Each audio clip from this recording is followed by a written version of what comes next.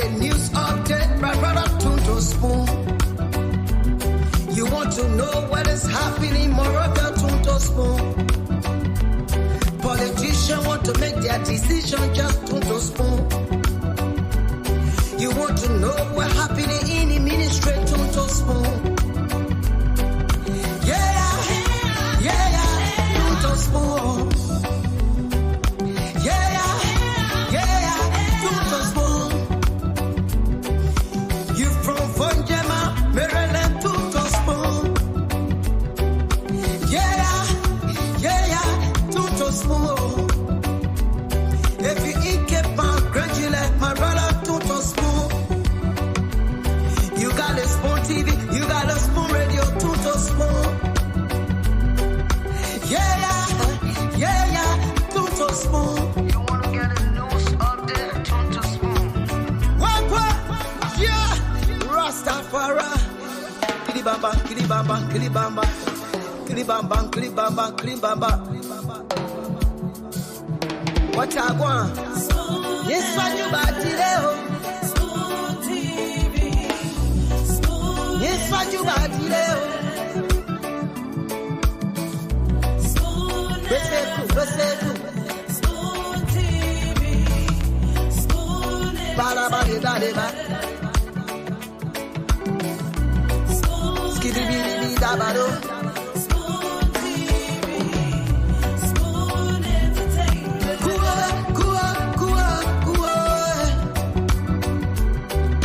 Bese kua, kudileo. Kudileo. Tunto Spoon. To get your information. Tunto Spoon. To be part of the Spoon Television.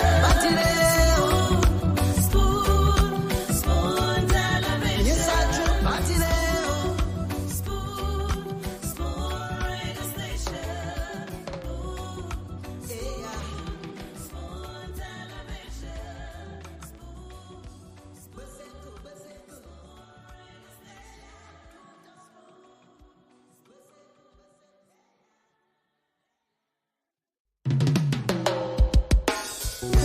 Yes, sir. A special one from the CEO, Stan coming with the spoon. And your boy, Friday the Southern Band. Charges on the beat. Tunto Spoon. To get your information. Tunto Spoon. To be part of our discussion. Spoon Television. Spoon Radio Station. Spoon gonna tell you what is happening in Liberia. Spoon gonna tell you what is happening in Moravia. Spoon gonna tell you what is happening in Africa. Just Tunto Spoon, you will know. If the children crying for starvation, just Tunto Spoon. You want to get a news update, my brother Tunto Spoon. You want to know what is happening, Moravia Tunto Spoon. Politicians want to make their decision, just Tunto Spoon.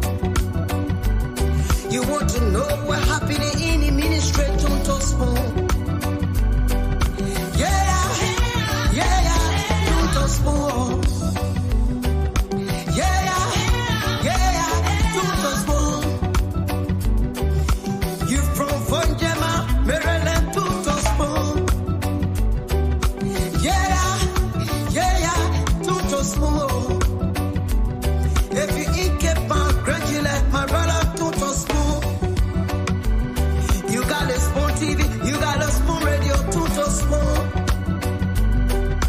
Yeah, Tunto Spoon. You wanna get a news update, Tunto Spoon. What? Yeah, Rastafari. Kilibamba. Of course. If you want to get the news update, you want to get all of the basic information from Monrovia, Liberia, all you've got to do is to tune to Spoon.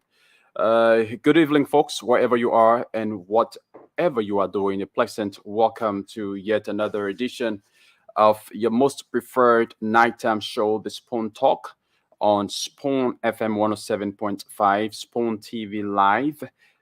We also live on Super TV, Fabric TV, and coming to you live also via our YouTube channel. My name is Yekezi Zobel.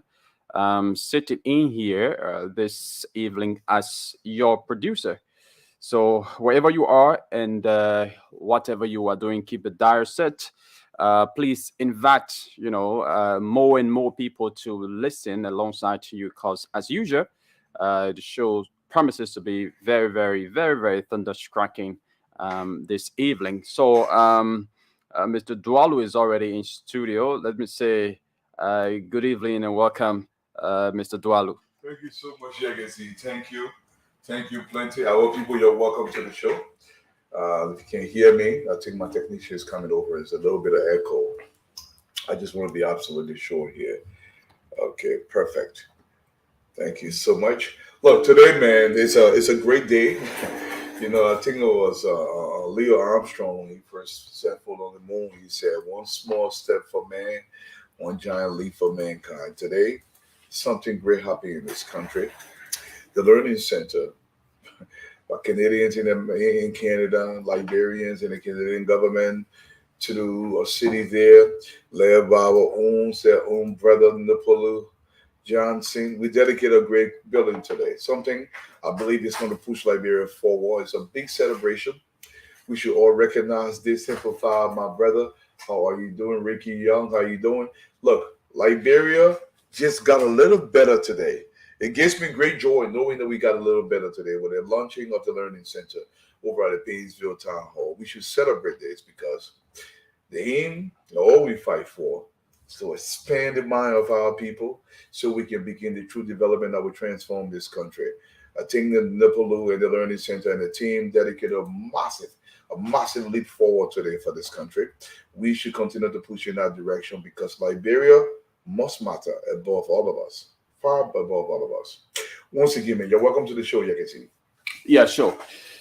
So again, welcome wherever you are, whatever you are doing, keep it down. So Dwalu, you just want to maybe welcome some of those. Let's welcome some of the early birds in here.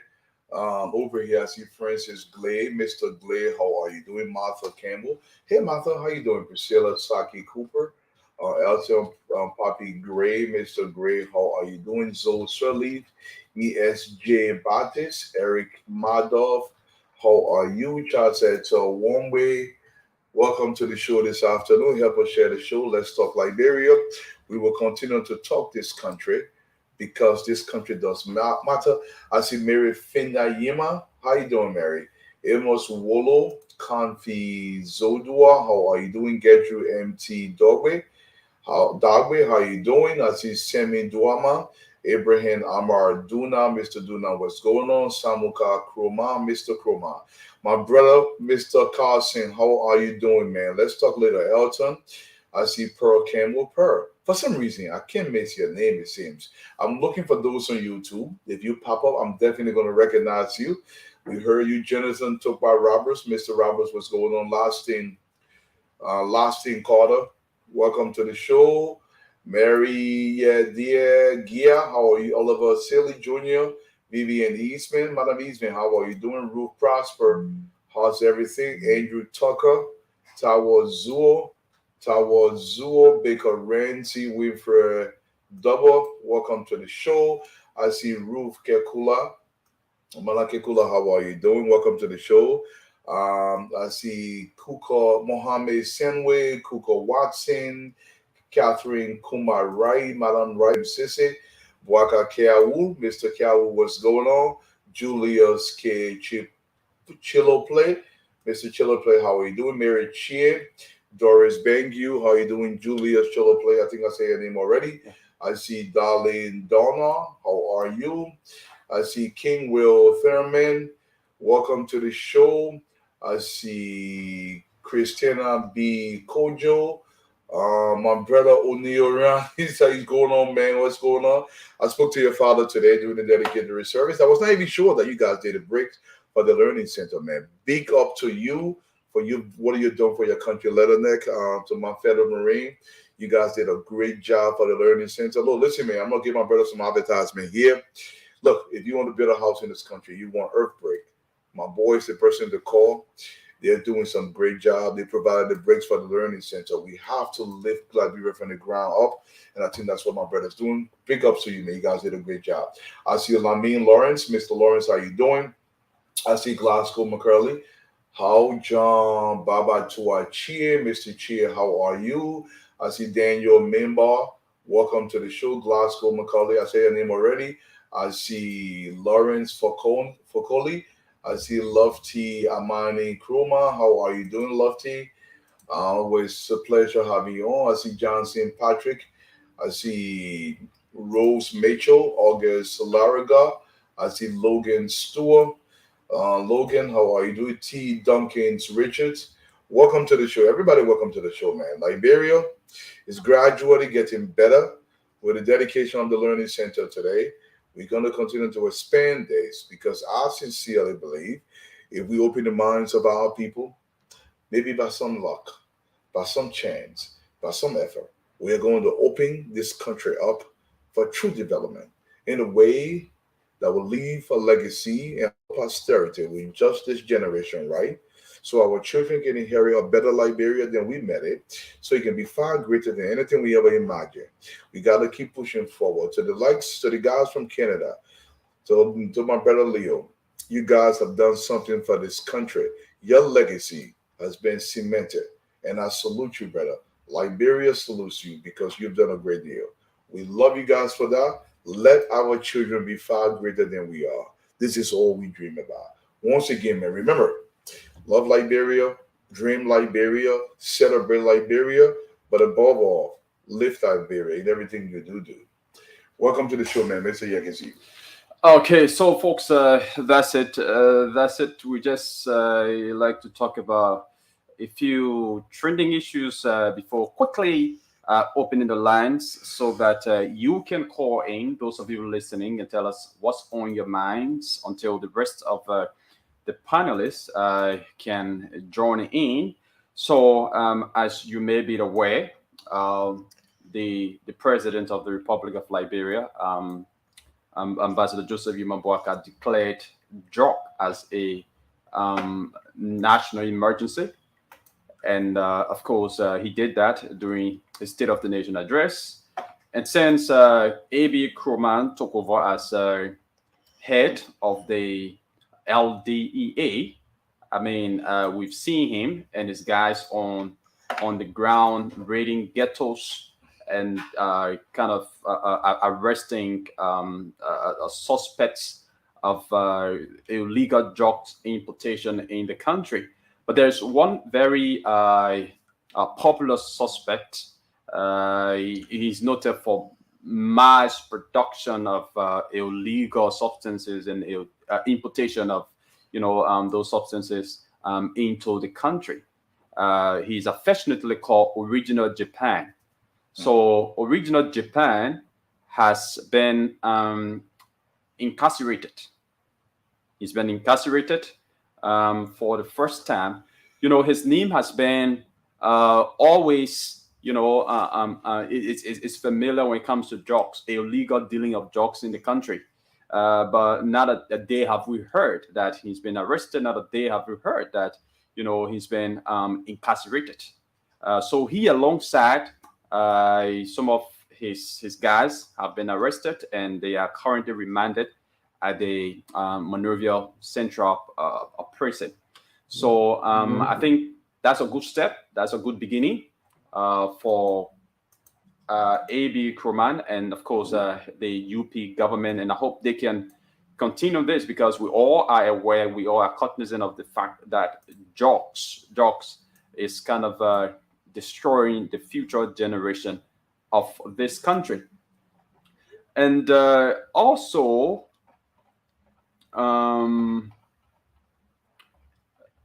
we are seeing a press statement up from folks calling themselves national campaigners against the illegal removal of legitimate tenure officials at public institutions. They have a press statement up. I'm not going to delve into it. Probably the CEO will go into the details alongside the panelists. But they are basically, saying that they are going to campaign against what they term as the illegal removal of individuals occupying tenure position in the government. So they have vowed to campaign. If their campaign does not yield any result, then they are going to, eventually decide to protest. All right. And also, there's an issue at the University of Liberia. I understand that the university should be open at about this time now, but the faculty members there, or the faculty association, have been on a go slow, and there are several issues that they have been flagging, or they have begun flagging again.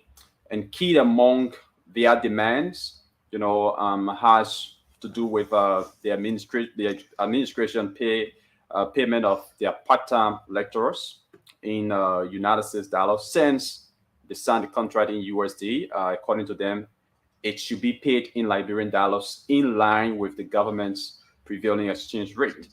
And they also emphasize that they will not return to classes until the payroll of the part-time lecturers is independently audited, and they stressed the need, to digitize the system of the staff, among others. So those are some of the concerns. Those are some of their demands, for which they are saying that they are not going to, enter the classroom until those demands can be resolved.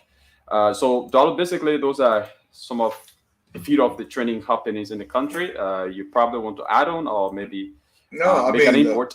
Not so much. Let's take some calls from our people. Let's hear what's living in the pulse of the city across the country.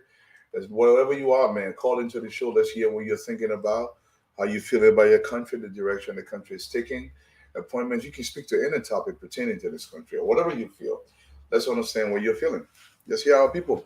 Okay, so the numbers are 0777 771 0777 771 0555 101075. Call us and tell us what's on your minds this evening. Let's talk to the first person on the line.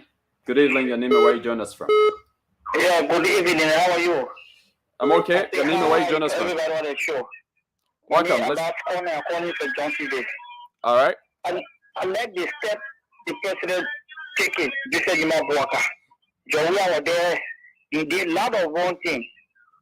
In fact, for the concern, there is no turning position. All the things that Papa doing is doing the waffle thing. They are not turning position. Look at what EPA guy said. The guy that was out of the Lutowa, he said he was turning position. That was nah. Thank you very much. Okay, thank you very much for your concern. Let's talk to this other person. Hello, your name and where you join us from? Hello? Hello? Okay, we lost that caller. Let's talk to this person. Hello? Hello, let's hear you. Your name and where you join us from? This is Albert Thomas Starwell. Albert, let's hear you.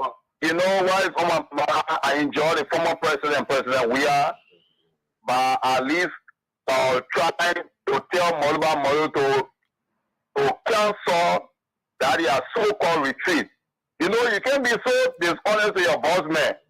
Then when they had their clandestine in their covert primary, when the president was not here, they secretly went under the cover of darkness, Nicodemously, clandestine and surreptitiously they had that primary. At the end of the day, Moluba Molu, when they went appointed Jefferson Koji as Secretary General, and they start misbehaving.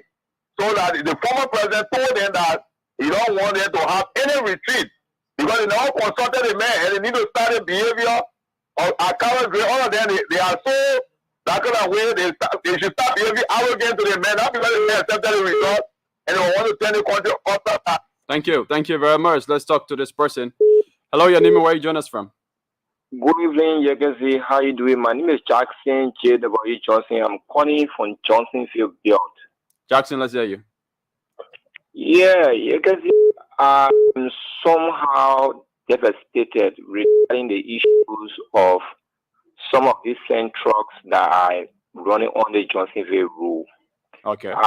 I'm not actually into politics right now, but I'm concerned about the health of our people within this particular belt from Brownville to Mount Barkley and there to Fender.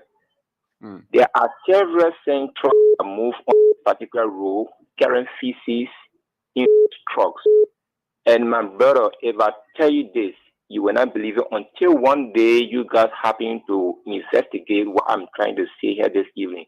I have told Nelson Colette about this issue, but I have not heard anything from him. These guys, they carry these feces in the same truck, and when the truck passes, my brother, that entire area can be polluted.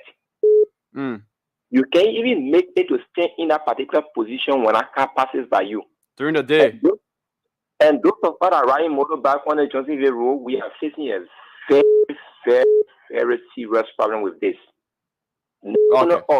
All the entire citizenry of Johnsonville built here, the day you happen to have a chance, come to Juarez Market, interview people, and hear what they will say to you regarding the situation I'm in right now.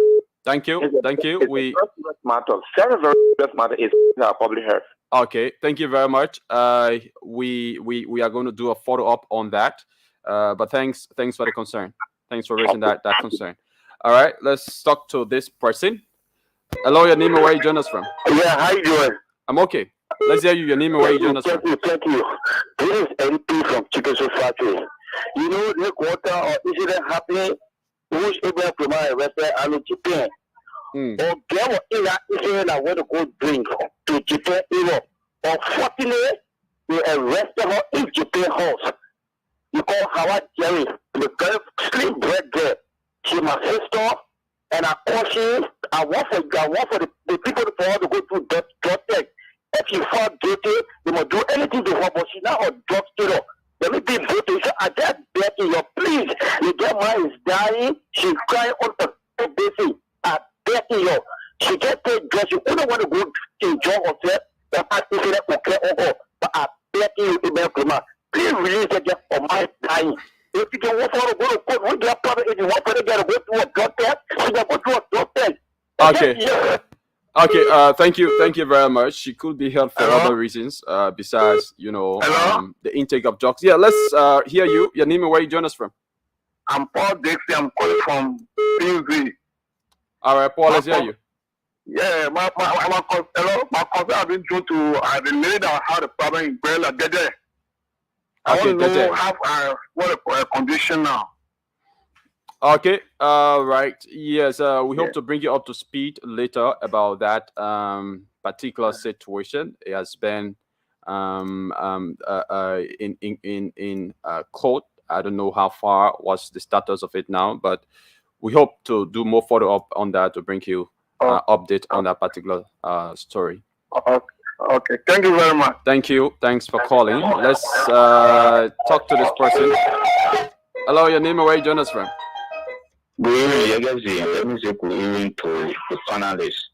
Okay. I'm Daniel Johnson from Habel Firestone. Daniel, let's hear you. Thank you all for the spoon.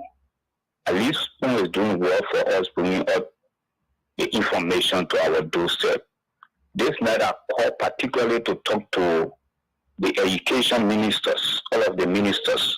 Please let them see in the direction of a proper primary tuition-free education.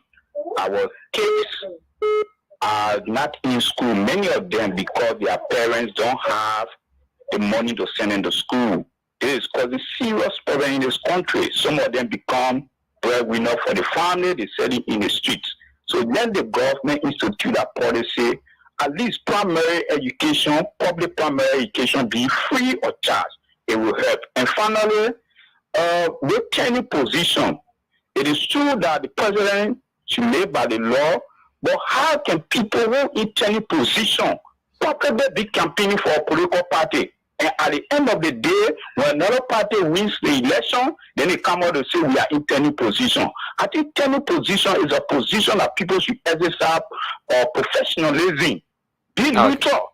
But at the end of the day, when you take political government and places on you, and another party win, then you come out and say you are in any position. I think it's unfortunate. Thank you. Thank you very much. And I'd like to say welcome to Dr. Richardson. Doc, welcome. All right, let's take. Yes, good to see you again. Thank you so much. I was just trying to unmute myself. Okay. Well, good to see you as well. I'm glad that you supported Leo today. I saw some great pictures. Yeah. Great.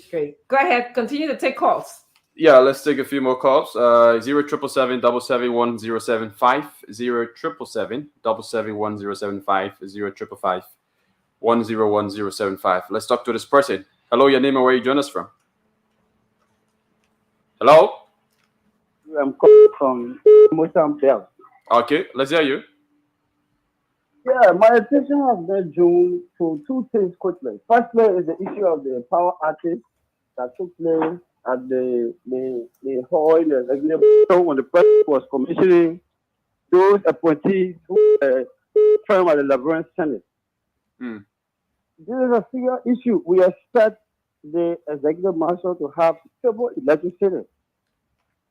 But seeing power outage at the area this going day, it was very frustrating. We need to call on the LDC to do its best. You cannot be having such a program where you have international guests. It is a national event. You got power outage. This is bad. And secondly, to the University of Labrador issue. To go to school for undergraduate degree, nowhere in the world is free. Either you take loan or you on scholarship. If for any reason those guys want to go to school, if that scholarship will lobby for fun. But you can't tell us for government to pay your school fee free of charge. This is wrong. I haven't seen it. I've been doing research in the world. I haven't seen that before. So it's very surprising. I think the president needs to look into that. Thank you very much. Thank you. Let's talk to this person. Hello? Hello. Your name and where you join us from? My name is Jim Johnson. I'm calling you from Factory. Okay, go ahead. Let's hear you. Yeah, what on my mind here is about the former foreign workers, the Tima Union, the former local workers in this country. Mother Ellie Johnson Ferry canceled the concession agreement 2006, and the people around here then pay in this country. They think it will bring noise in this country. We want for Joseph Nima Bwaka. Please, let me pay the people. Let me pay the people who beg you more. Let me try to pay the people. A breaking problem. The last time the people, I think last week, they put black in road in Grand General County. The people are across the 15 counties. They are all 52 companies. The president canceled the concession agreement and the time Joseph Nima Bwaka was the VP. You knew about what we're talking about now. Please, we are appealing to really pay the people because the people are gathering together and they are appealing to the government to pay them. They also place them in the domestic debt. Their need is there. The presidency reason. We don't want protests in the country because we know the president again there. He is a good man. He will satisfy everybody. He can't make it to satisfy everybody, but he will try the possible best. So you see reason to pay the former foreign worker, which is the Tima workers. Thank you very much. Thank you. Thank you for calling. Let's take 2 or 3 more calls, and then we can join Dr. Richardson and Dwalu. Hello, your name and where you join us from? Yeah, hello. There is Peter coming Peter from the old. Okay. Let's hear you. Hello. Yeah. Our representative talking about accountability. But in our district, there is accountability. Men are corrupt. Check on the man. You check on the man. Let me make sure the thing of favor. He's very corrupt. It's just so there is no accountability since he took over from the 6th year to the current year that we're into, he had never one day addressed the district. When he collected money, he sent it to his family. He whatsoever they are to support. But you can't call no and say that he's fair or he's correct. Okay, thank you very much. Let's talk to this other person. Hello. Your name and where you join us from? Oh, my name is Jerry G. Winnie. I'm joining from Lookington. Okay. Go ahead. Let's hear you. What on my mind is what about the people that play in the protest all the time? Because sometimes some of us, we are in the private sector. For me, I graduated from the University of Liberia since 2016, 2017. From the College of Agriculture and Forestry, I have a BSc in Forestry. We don't have job. So we try to go to our private sector to do our own thing. But the people that are demonstrating all the time, so now they accept me, the private people, because them bring our goods in time, especially it happened during the AFL women protest. Our goods got so at the checkpoint and those are our goods for. So breaking them, those that are protesting all the time, they should take time with the protest when they accept me, the private people, because we don't have the time to work in government, try to do our own thing, because the government cannot provide job for us. So breaking them, so now with the protest, they should slow down on it. Okay. Thank you. Let's take one more call. Hello? Hello? Yeah, hello. This is Daniel David calling from the GSO community. Okay, let's hear you quickly. Yeah, thank you for the show tonight. Call actually to send a SOS recommendation out of the public concerning our resident GSO TCTM community English as set at boundary between District 4 and District 6. We have a serious situation ongoing with our community pump, and we've been requesting for the humanitarian institution here to drill our community pump.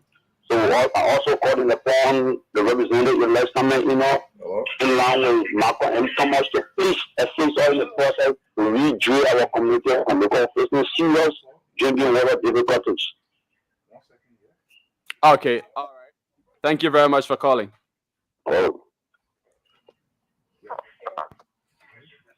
Yeah. Okay, you say you want to say something? Okay, you're live. Go ahead. You have more minutes. Okay, Rebecca, you're live. Go ahead. All right. What is on my mind actually is that I would like for the government to pay attention to the private sector. This is what I really like a burning fire on my mind. Let the government pay attention to the private sector that is creating jobs for our children. Do all of the project proposal that you want to put down, the one that you have over there, I've gone through it. It's a very, very unique one. This is Rebecca speaking. Our boys, our children, the whole country, Republic of Liberia, we have to create jobs for our people, our young people. We have to think about the old days. We have to think about how chicken soup factory was established, Okra factory, the tissue factory, all those little factories that were in the country before. We want those projects to come back. That's the only way we can make it. Everybody cannot work for the government. Not everybody can work with the government. We want our people to find jobs, young people to get out of the street.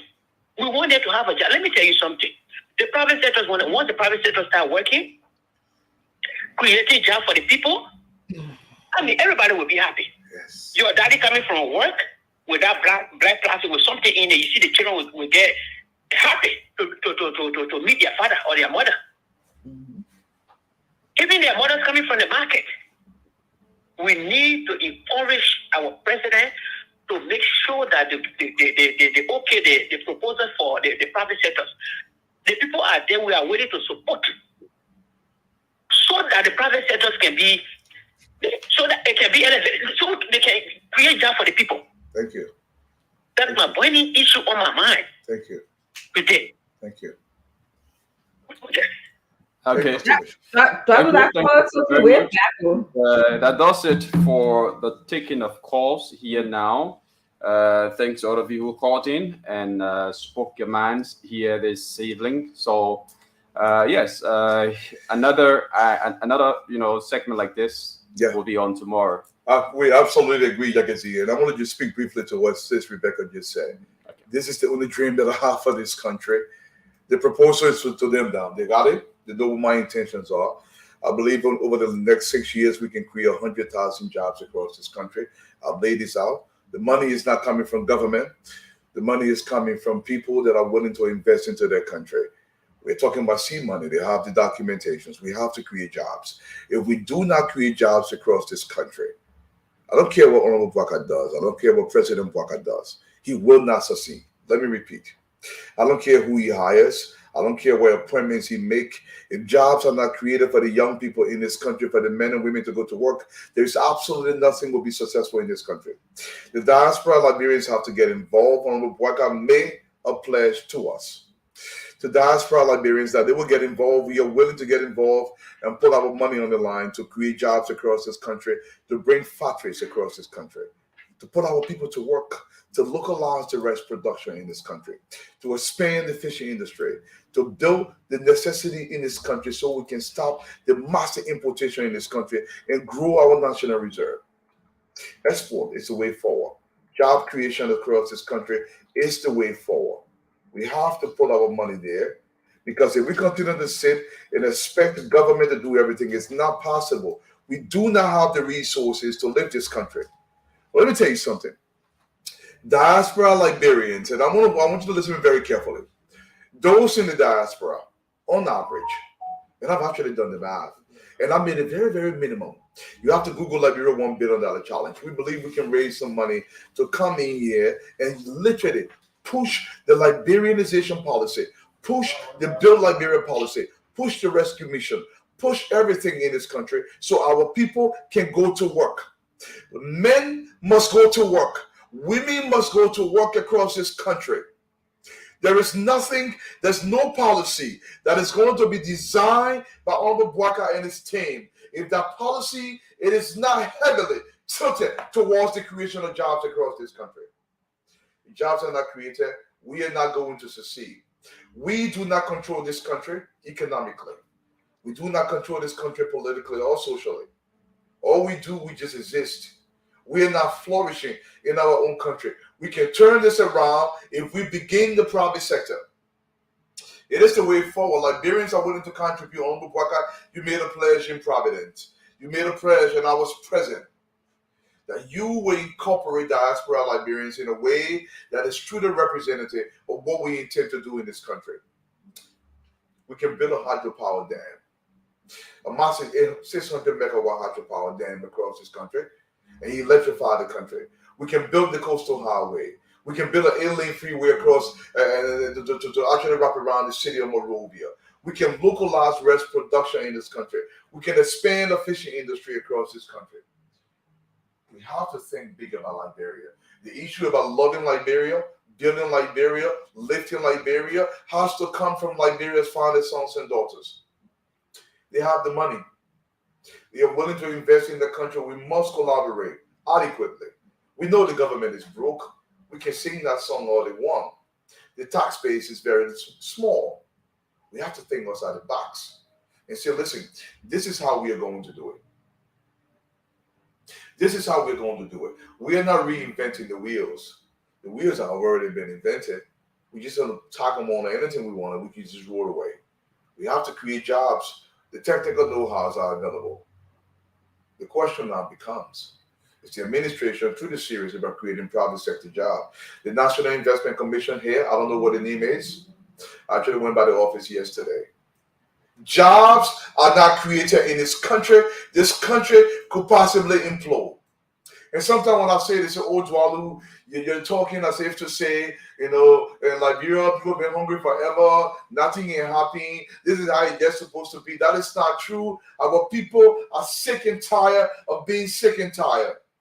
Let me repeat. Our people are sick and tired of being sick and tired. We must create jobs. The men and women must go to work so we can develop this country. Honorable Boubacar, I don't care how you formulate this budget, but we must allocate substantial amount of money to the creation of massive amount of jobs in the private sector. Upon the private sectors are, so we can go to work. And we can change our country. And we can compete regionally, possibly globally as well. There's nothing else they're doing in Rwanda or in Ghana that cannot be replicated here in Liberia. I'm sick and tired of being sick and tired. Come see your country. Look at the filth. The city is a dump. Garbage piled up everywhere, and yet and still we sitting and we are singing songs and we behave as though everything is fine in this country. Call me crazy if you want to. You know, people get into my inbox, Dwalu, you must be crazy or drinking something that you believe that 100,000 jobs can be created in 6 years. Read the papers. The formulas are out there. I can give you step by step how the jobs can be created. The problem here is, are we going to be serious about the people's business? Or are we going to have a legislature that just fights among themselves and totally disregard their responsibility, their fiduciary responsibility to the republic? When are we going to take the people's business very seriously? Our children are ashamed of us because we have refused to take our responsibility of parenting, of leadership in this country very seriously. I don't know about you, but I want to die knowing that I lifted Liberia positively, that I did something in this country that posterity will judge me right. I think about this every day. I don't know what you think about Mama Liberia. If you love the way Liberia is, I'm going to advise you to wake up and pop the veil from your eyes so you can see your country in its deplorable state that it's in. To see this country that looks like a freaking dumb. This country where we are the least in our own country. We don't benefit from the resources of this country, and yet we are listening in the denigration of this country. We have become a mobocracy. Mob justice is the order of the time. People get murdered in the street with total impunity. I saw some day before yesterday in the Bonafide community. A Liberian citizen is murdered. He stole a motorcycle. You get killed automatically. And this is the Liberia you want. Men must go to work, guys. Men must go to work. Women must go to work. We must raise proper Liberian family. This country is not going to grow. Our families are being dissolved every single day. This breaks my heart because I know we can do better. We can do better. The Bible demands this. The Quran, the Holy Quran demands that we do better by Liberia. This is our heritage. Who's going to protect it? If not us. We are not protecting Liberia by the decisions we are making. And we have to change this for this country to grow. Stanton, welcome to the show, brother. Thank you very much, Dwalu. Thank you very, very much, man. Oh, what a day. Dwalu, you are quite correct, my brother. You are on point. We have to do what we have to do as a nation, as a people, to preach and to seek the guidance of God through prayer or whatsoever means, because it is important. For Liberia to be better today, we all have to come around, Dwalu. We all have to contribute. We are in a place, it doesn't look good. But we are glad today that Richardson, how you doing? I got you before you, right? There you go. She's going again. She ran away from you. Yeah, she ran away. No, I wasn't. I was here. I was here before you. You're here before me, how so? Yeah, I was here on Dwalu started speaking. I just had to take a brief break. But I didn't see you. So, by the record, Dwalu, I got you before her because I didn't see her. No, we got video record that she was here before you. Video. Yeah, you gotta show your evidence in court. You got objective evidence, not subjective. Your evidence is subjective.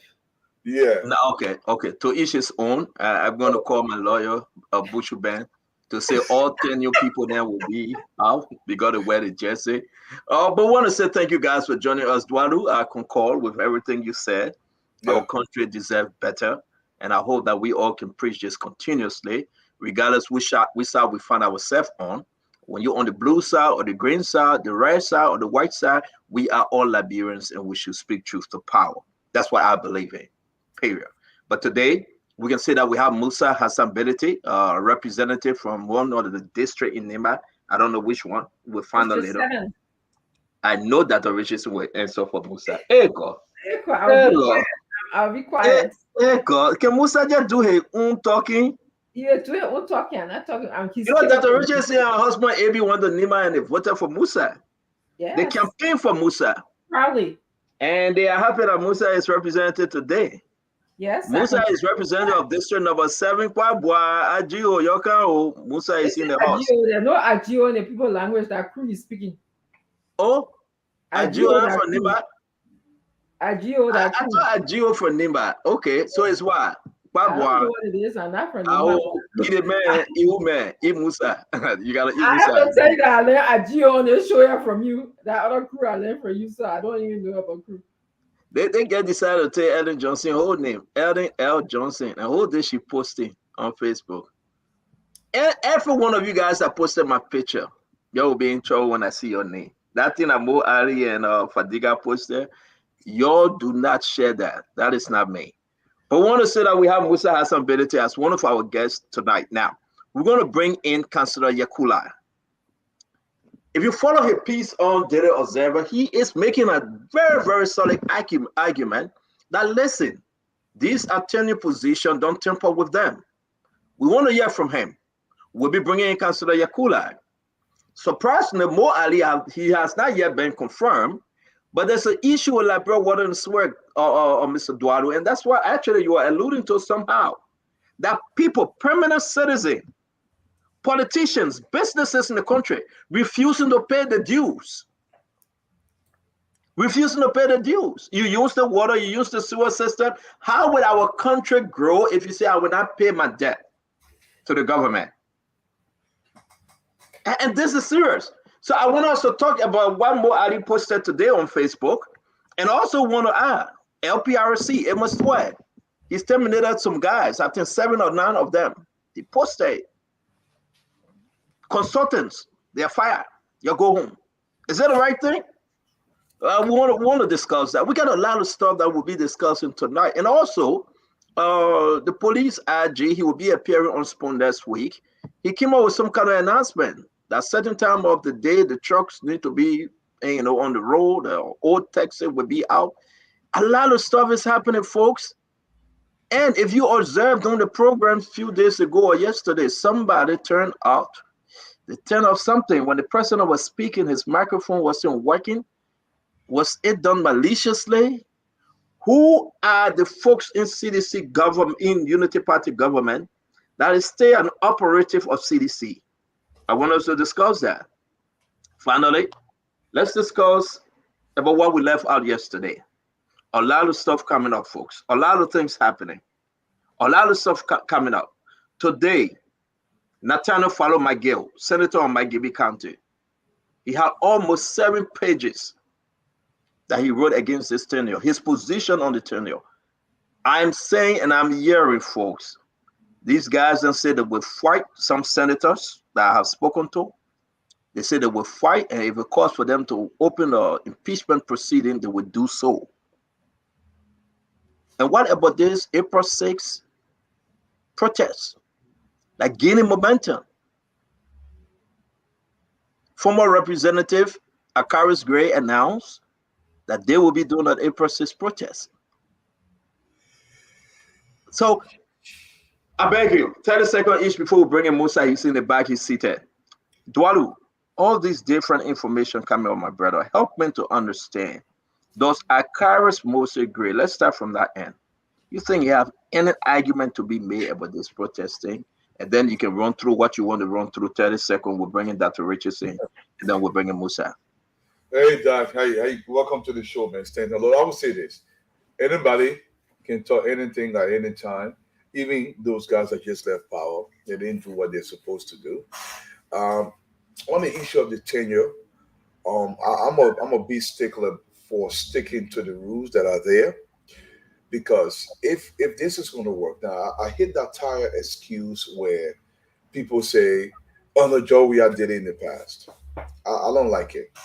I don't like that tire excuse. If something is tenure, if something is lawful, let's stick within the confines of the law so this country can work. Now, some people may not like it and say, "Oh, the people did it. Somebody won't get a job." Look, government appearance in government should not be something for job. Look, Anything over the director level is a legacy position. When you go over there, you're going to leave your name positively. But we've made it about jobs. So people think, say, oh, let's create a space so somebody else can go there. It should not be about creation of space. It should be about making sure everything is working within the confines of the law. And I hope Honorable Baka gets good advice and let him know, say, listen, if it's tenure, let's stick to the tenure of it. Now, if the person broke the rules pertaining to the tenure, you can remove them if that's what the case is going to be. But the law must be followed. I always side with the confines of the law. My brother Maxwell, welcome to the show, man. Thank you, Dr. Richardson. Your take on everything, our important conversation tonight. 30 seconds, man. Maxwell, welcome, though.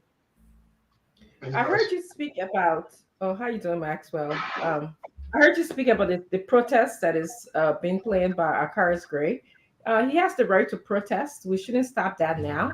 However, it would be interesting to understand what are they protesting about. Is it too soon to start, expecting too much from this government? But anyway, at the end of the day, anyone has the right to protest in the country. Again, I want to go back. I'm open to hearing more about this whole tenure business. A lot of times people just think when you have tenure, you just got tenure for the sake of tenure. That means that you can just go to work, you got a job forever, you ain't got to produce nothing. There is a caveat within the tenure process. You have to produce. You cannot have this long-term job that says that you'll be there, you can't be fired, but you are not producing anything. Okay? So I believe that we should also look at the performance, the outcomes. What did these people who are tenured for Liberia produce? Because I'm sure somewhere in their contract, it asks about their productivity, their measurable productivity. It's not just productivity, it's measurable, their contribution to the country. And so that's what I wanted to add. And I'm sure we'll have an opportunity to add our specific thoughts. Yeah. Yes. Yeah, record master, then we'll bring in Musa, the representative. Yeah, Stanton, hi to you all, my colleagues here, and hi to our audience out there. There's a rapid fire question and answer and 30 minutes of presentation. One, I think the issue of tenure position is about presidential power, and senators that are going about impeachment threat is just mockery to our Constitution. I think they are to be clear about what their intent or their real intentions are. It's not about the issue of the Constitution, nor is it about the issue of constitutional power. I think the presidency is right. The Supreme Court has established that. Precedent has established that. So whatever issue that is running around right now pertaining to that is just noise. The issue of Akaris Gray, we know that CDC wants to regain relevance. So this protest is the beginning of that. That's a political move. There's nothing serious in the country that should precipitate such political protest. I think Maxwell is coming in a little muffled. Yeah, I was trying to text him. Maxwell, can you make some adjustment? We're losing you. Yeah, so let's bring in Musa. Welcome to the show, Glenny. It's good to have you, Glenny. Welcome. All right, so Musa, representative ability. I know you don't like that representative thing too much. You just want to be very simple. It's good to have you, my brother. How you doing today? Well, it's good to back on Spoon after a long break. Dr. Francine, I miss speaking to you. Yes. I must admit, yes. Definitely. Stan, Dwalu, Glendy, good show, good comments. I don't always like what you guys say, but it's objective. So, good listening to things that you don't like to hear make you a better person. And I just want to say good evening to all of you. Thank you, Chief. Thank you very much. Again, congrats to you. I said that in the back. Let me say it openly. I'm happy for you. I'm happy for your district. Well, since you took over, I see some of your work. You initiated the bridge that you promised the people of your district, and you're doing some stuff. You have written 2 communications through the speaker and the deputy speaker. Your position on the $41 million and other issue, we'll flag them tonight. We'll get into the conversation. We can also tell you, if you can stay with us while we bring in Councillor Yakula to discuss the tenure. We are hearing words from some members of the legislature calling for impeachment if the president continue with this tenure issue. These are concerning for whether opposition or imposition to hold the ground and say that the president is breaking the law for this tenure issue. Want to hear you. It will be very interesting today. Different issue, different stuff coming up. This is the Spoon Talk. We welcome every one of you. Share the program and let's have fun tonight with the information that will govern our country. What is the status of our country? Where are we heading to? So we're happy to have you. Now we can say Representative Musa Hassan Bedete. It's good to have you. Thank you. First, let me say, less than a month into a government, if anybody talks about impeachment, that person is insane. That is absurdity, unacceptable. No government has had a longer role. No government has had a longer honeymoon than the government just passed. So I totally don't accept that. And I think that, there's a lot of room for, objective criticism. There's a lot of room for, just being who you want to be, opposing issues based on your belief and ideology. But to talk about impeachment right now, you don't even believe yourself, when you're coming out with those kind of things. None of the issues so far on the table, have reached to the level to even talk about impeachment. I have to say that first.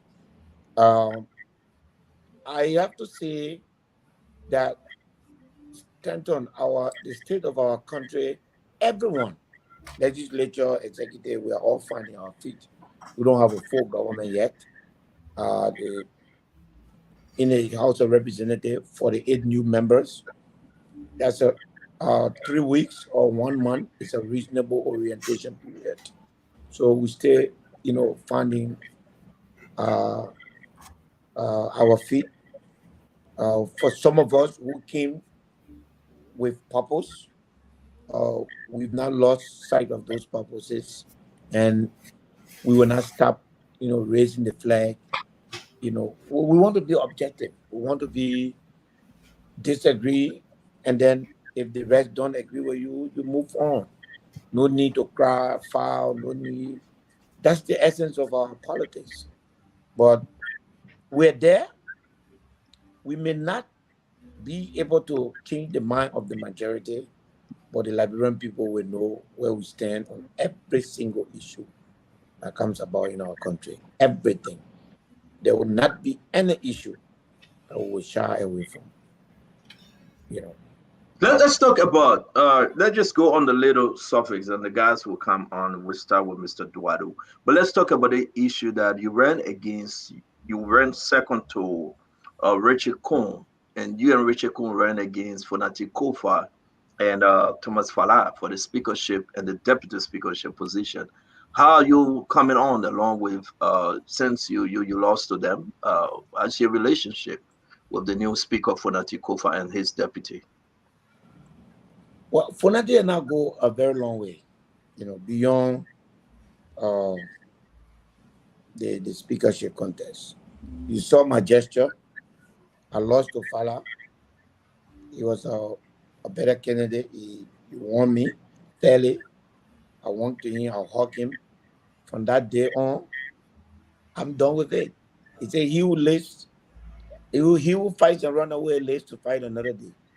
So at this point in time, I am doing what exactly I was elected to do. I'm really happy. There are things that you want and God doesn't give it to you, and you don't feel good. But seeing the deputy speaker sitting down, like doing nothing when the speaker is sitting down, and seeing myself actively involved in every discussion, honestly, I don't know how many persons will believe this, but I'm happy where I am. I'm in a position where I sit at the vantage point to participate openly on every issue. So I'm happy. But Funadi and I will go along very well. He assigned me one of the most important positions in the House, which is the Chairman on National Security, which means all of the security apparatus will work under our oversight. I have an everyday consultation with him. Thomas Farah, against whom I run, we have an excellent relationship. I do not know how to take an election loss personal. There's nothing in me that there's no room for that. I mean, Dr. Francis will tell you, if you put things like that in your body, you lose so much of your happiness, your well-being.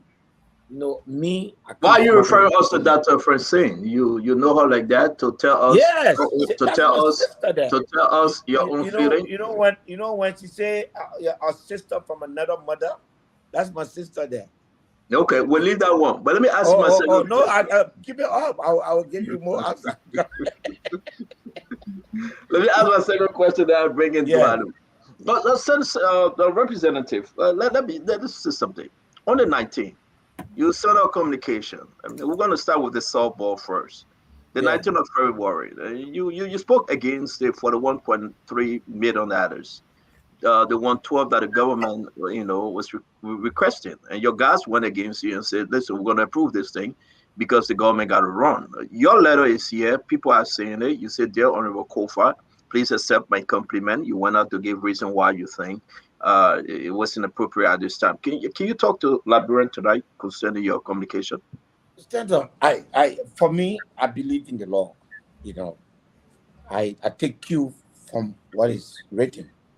What is written in our Public Financial Management Act is that when the President of the Republic of Liberia submits a budget, it entitles the Minister of Finance to 1/12 of that budget to use it while the budget is being approved. That is in the law. To the best of my knowledge, before January 1st, 2024, the President of Liberia presented a budget. And the Minister of Finance at that time began to utilize 1/12 of the budget. In the middle of that month, the government changed hands while the 1/12 was being utilized. When the government changed hands, the new president did not seek 1/12 because I believe he knew that 1/12 was already either had been fully utilized or was already being utilized. So he asked for authorization to spend. He did not ask for 1/12, because he knew 1/12 had already been utilized. My argument was 1/12, which is $66 million of the budget that George Weah submitted, was being used. If the president now is asking for money, I'd like to know the status of the 66 million. Because if the 66 million had been used, I think the Liberian people need to know that that money is no longer with us. If George Weah spent all, and that's why you are coming for more money, then you should say it. And if you don't have any record of the expenditure of that money, then you should say, we just coming in, or we came, since the $6 million was fully spent, we have no record of it, but when we do an audit, the audit will show us the audit, but we need more money. None of that was available. So the $41 million was requested by the president. We have no idea where that money was coming from, whether it's from 1/12 or whether it's additional spending, or whether it is against a budget. Remember, the House then sent the budget back to the president. But worst of all, the letter also did not indicate to us when we're going to have a budget. So as a lawmaker, We, as far as I see it, $107 million has been authorized. 66 million plus 41 million. And there's no account of what is happening there. I have a problem with that. Yo, hold on 1 minute. Hold on 1 minute. I want to bring the other guys on.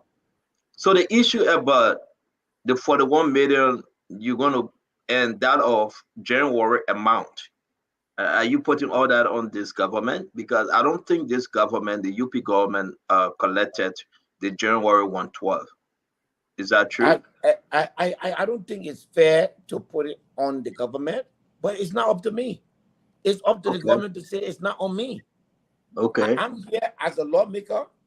I see an executive mansion, no matter who occupies it, and I see that based on information available to me, 112 had been utilized, and executive mansion asked for another 41 million. That is an good argument. Good argument. Let me bring in Mr. Duarte. I'm sorry we have to push you on this thing quick, because I think people are listening to your argument. It's not up to you, so you're going to question it. But yet and still, your guys didn't agree with you and they passed it. Mr. Duarte, your question, sir.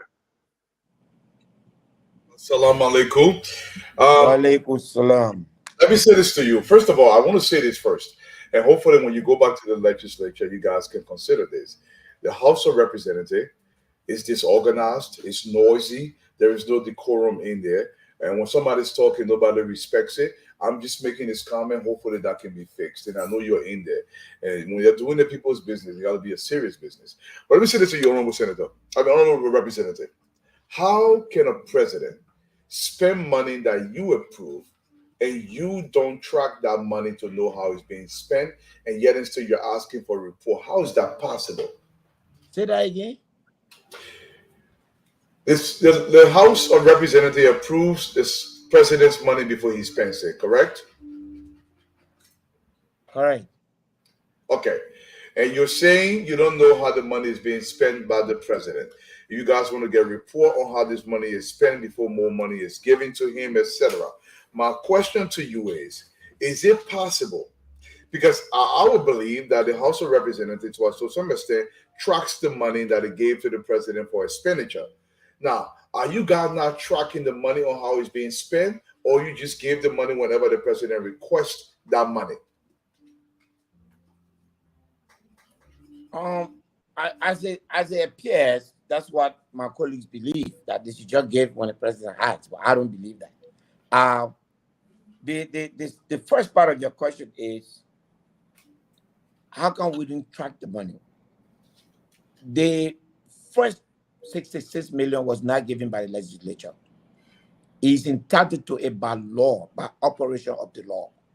The law says that when the minister submits a budget, when the government submits a budget, the Minister of Finance has the authority to spend 1/12 of that amount. So it does not have to come to legislature.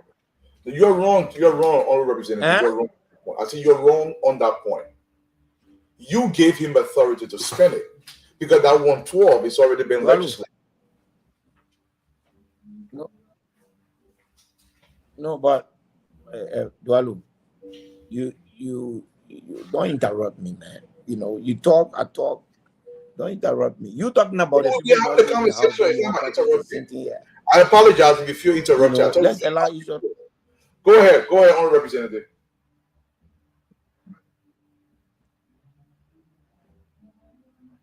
But I thought you just said that the people in the house have not said.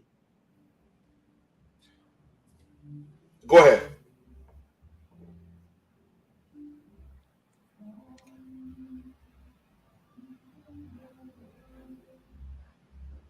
Are you hearing us, Musa?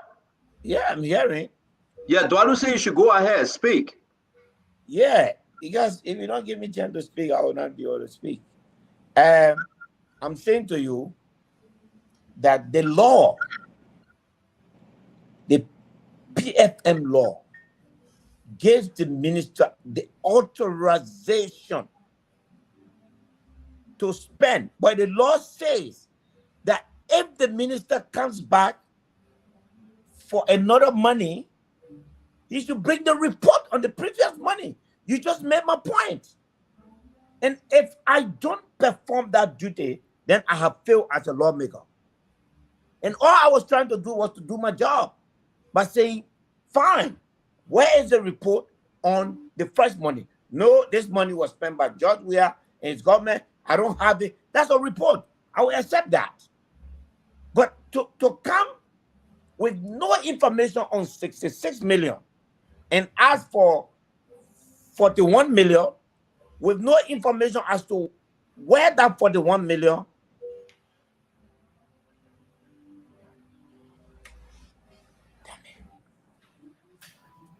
something. Honorable I'm here. Representative. We can hear you, Musa. We can hear you. Okay. So at the end of the day, my argument is exactly your point, because I think I have a duty to know before I say yes. So the first one, you got it by the operation of the law. So you didn't have to come and make any representation for that. The second one, you asked for it. I'm saying to you, what happened to the first one? If the night you spend it, say this one, I did not spend it. For me, that's enough an explanation. Because when the final audit is done, it will show. But to come and ask for the money for the $1 million, and worst of all, you didn't even tell me when the budget is going to come. Because the country, as of now, we don't even have a budget. So I don't accept that. That's not what I signed up for. Okay. My second question, Honorable Representative, first of all, my intention was not to interrupt you. I thought we were having a conversation, but let me make this very clear. There is not a single dime that the president of this republic can spend without your approval. Whether that approval is in advance or that approval was legislated 10 years ago, even though it's 112% is automatic, AFPS, but it's equally legislated, you're still under obligation to track that money. What I was trying to say is, even though you are not approving it again in the immediate term, it's already been approved by you previously. The 112 is legislation. Here's my second question to you. Yeah, but it's important for me to tell you that the only way that I track is through report. I'm not running the government. Right. So my only means of tracking is through audit from the GAC or outturn report from the Minister of Finance. Right. Otherwise, then I will be interfering the function of the executive. So I was just doing my job. Yeah, but I don't see anything wrong with what you're doing your job. My thing is, if you gave the executive branch of government $1, and then now your $1 is expended, once they come to you again for another $1, normally any responsible person or responsible organization, listen, they for $1, let's see the report. You're not interfering, you're doing your job. And I found no qualms with that, Honorable Benedict. My issue is, sometimes I think the House of Representatives, they will allow something to fester for a long time. Then when everything chakla, then they come out and say, "Oh, they're not doing." I guarantee you, it will not be on this one. This house is not be. And I hope so. With this representative. Thank you. Yes. Thank you. But so Musa, just on that note, real quick though, because we got a lot to discuss with you. So you agree with DeLon, you agree with Nathaniel Miguel that he said no, they are not voting on this thing, and they did it. Though it was passed, but they didn't vote on it. So did you vote on it? Did you vote yes? I voted no, but they agree with me. I didn't agree with them. I disagree first.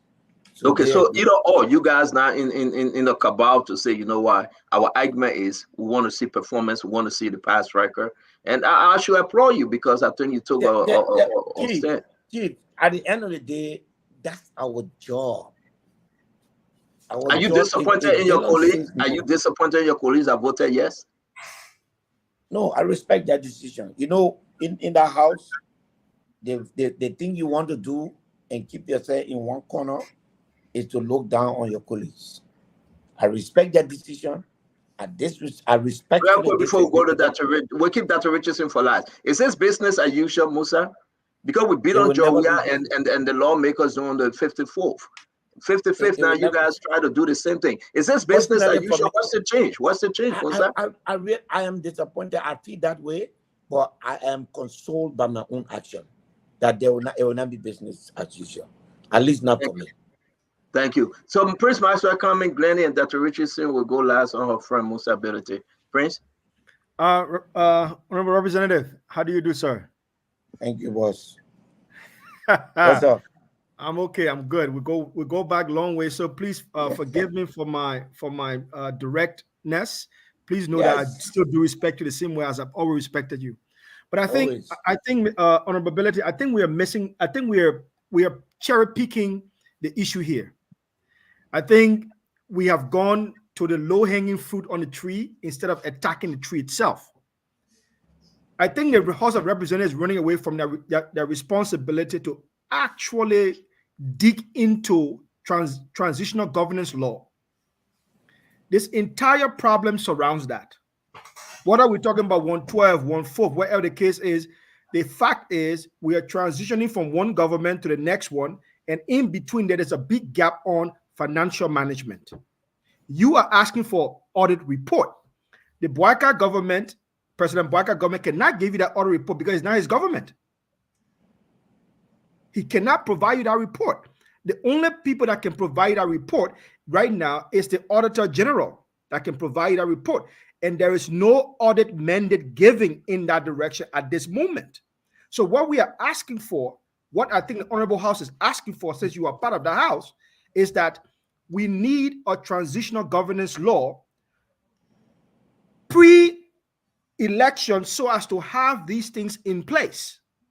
So that whatever outgoing government is leaving, they can definitely find the procedure and processes to leave those audit or record behind so that you, if in terms of providing 112, can have the ample information to make decision. Because right now, your argument is you could not make decision because of lack of information. I do agree with you, but we see the conundrum that we now have in the country. So let's look at the big tree instead of the low-hanging fruit. Let's attack the transitional governance law gap that we have to fix it so that you cannot be placed in that position or your colleagues in the future. That's my position on that. Prince, I partially agree with you. I don't entirely agree with you. I think you are trying to defend the current government unnecessarily, because let me tell you what, I never sought for audit report on the 66 million.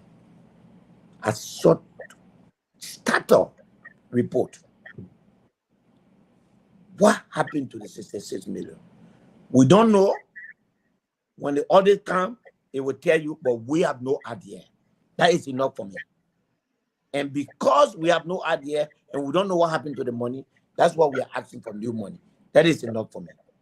Transitional governance procedure, that is again, and I don't want to be too political tonight. I want to stay in the field of being a lawmaker. But this is Unity Party government back in power after 12 years. So all the 12 years that the UP were in power, they should have fixed the transitional government law and would not be here because they presided over 2 transitions. And they could have used that opportunity and we probably will not be here today. That is the fact. Now, all we are asking, and I don't want us to mix all audit report from a 1-year government. I'm not a baby. Okay, I know that this government cannot produce an audit report. The PFM law says outturned report. That's not an audit report. So all you're asking for is 66 million. You know what? We only met 10 million. If 55 million the previous government you say, that's enough for me. What is not acceptable to me is asking for 41 million and making no comment on the 66 million. If I'm going for transparency, if the reason why we are here is to be transparent, then I will advise that all of us, including yourself, what is in the background there? All of us, including yourself. That's your phone, sir. That's you. Really? Yeah. Okay. Yeah. All of us that are here should be open. I know you support the government, but you are in a better place if there's a small misstep, talk about it. And Stanton, I must take my hat off for you for that, because you do that most of the time. At the end of the day, Prince, a letter from the President of the Republic of Liberia ignoring the fresh amount being utilized. It's not transparent. I have no intention of using my energy to fight the Joseph Boakai government. It's not my intention. My intentions are, I believe that he's over there to lead the process that will change our country. And that requires that we all check on each other. And so every now and then, it's like if you are dancing with a blind person, the only way the person would know that you're dancing with them, you got to keep knocking them. Every now and then when something is not right, believe me, is the right thing to say, yes, I don't think this is right. To ask for 41 million without telling us what happened to 66 million. Thank you. So this is my last question. This is my last question, sir. There's a direct question to you. Is there anywhere in the PFM law where it makes mention, or is there a transitional public financial management law apart from the regular public financial management law? Is there a transitional public financial management law right now on the books in Liberia? No, but you know what? Okay. In this particular case, yes, the PFM talks about this is a transition. Transition in this case meaning when the government running on the old budget is on its way to a new budget, it has the right in the interim to use 1/12. I think that's the definition of transition. So the PFM law takes not the entire transition of government, but this PFM law properly deals with the transition from one budget year to another.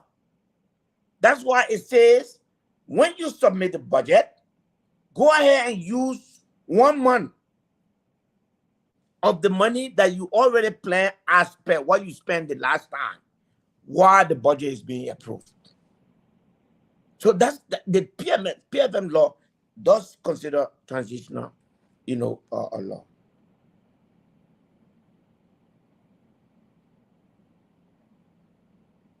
Thank you very much. Glennie, you want to come on? Yeah. Hi, Honorability. How are you? You're on the show, but you sending me a voice recording, so I don't know why. That's why I'm listening to. Send you any recording. Please don't even put me in your cellular today. You send me a voice recording. I'm listening to it. People can see it right here. Send it to you now, please. Oh, so you did. So you agree that you sent me a voice recording. Prince, hello, y'all. Hello, Dwalu. Doc, how are you? Honorability, how are you, yeah? I like the orange. Yes, ma'am. How are you doing? You all right? Yes, I'm good. My first question is, are there any plans for you all to purchase microphones for the house? I'm serious. Yes. That's what Dwalu talking about. We don't. The speaker actually bought those microphones from his personal his pocket, where nothing was there. So obviously, the procurement process is on now to make sure that we get the microphone before us, and it's controlled so that we trust me. I will hope so, because I think even you can buy a microphone for everybody in that building. It just looks kind of odd to see you all the time passing one microphone from one mouth to the next mouth without cleaning it. I understand, but it's not everywhere you want to show how deep your pocket is. Sometimes, but please, we're watching you all. We want to see you all step it up and have no microphone. The speaker did. It was worse than that. The speaker actually bought the system over there that you are seeing there, and a new system is being procured. So are we with the house be paying the speaker back, because we're not doing pay for play there? Actually, when that issue came out, there was a question as to whether or not the speaker will be paid back, and then the speaker said no, and then we agreed that that particular part of the budget must be watched to make sure that the things the speaker bought are not repeated. So we took cognizance of that. Yes. Because when you're in vote on something that he wants, it shouldn't be because I bought a mic and you're in votes. Anyway, my next question. Oh God. But I think either all the speakers should be given his money back. Glennie, you're right. I mean, that's a level playing field. You cannot take your personal money. Everybody in there has money, so it's not a favor you'll be doing for the house. So I think you are right. But we're going to talk to all I did tonight is just to give you guys information. Thank you for that information. Yes. And I wanted to ask you, I haven't seen that you've declared your assets. Yes. And I have not seen that the speaker has also declared his assets. I don't understand how we are lawmakers. We're proceeding as lawmakers where we're representing our people. And everybody that have declared the asset, including President Barker, has violated the law. But those of you who have not, you're even worse than those who have. What are the plans? Talk to us specifically about you. Why have you not declared your assets? I will declare my assets either Monday or Tuesday. And I will publish my assets. I will not just declare it to LACC. I will make it public. Thank you. That is what we as lawmakers agree on. The reason why I haven't declared my asset is because I have a company and I was trying to evaluate, and the CEO of my company, we actually have to sit down. Actually, she just arrived in Nimba tonight, so she's going to be here for the weekend with me. And that's one of the things that we're doing, so that we make sure that everything that I have, every property that I have, nothing is left behind, and then it's properly, aligned. And by a very latest, by the middle of the week, not only will I declare my assets to LACC, but I will publish it as promised. Thank you. And once you do that, please also encourage the speaker to declare his assets. The speaker did say that he would declare assets. He said it since the day he was elected. Thank you. If you give me a letter for him, I will write a letter publicly. I will make sure that the letter is read on the floor. I will send it to you. Yes. Thank you. Yeah. Thank you very much. Let me bring in Musa Bennett's sister, Dr. Richardson. Go ahead, please. Representative Billy, it's great having you back on Spoon. I can attest to how you felt when you lost the speakership. In fact, it took us a long time, Ibrahim and myself, to call you, and it took you a long time for you to call us because we didn't know how to begin this conversation of loss. But I took courage in you saying it was a blessing discard. You just got there and you needed to learn, and so you made it easy for us to talk. And I want to appreciate your heart. I also want to appreciate your ability to intermingle with different people regardless of their political positions. You're very forgiving, something that I'm learning to be. My question to you, and you just kind of sort of roll into what Glennie was talking about. The whole issue of procurement process comes to mind when I think about a speaker purchasing the mic for all of you.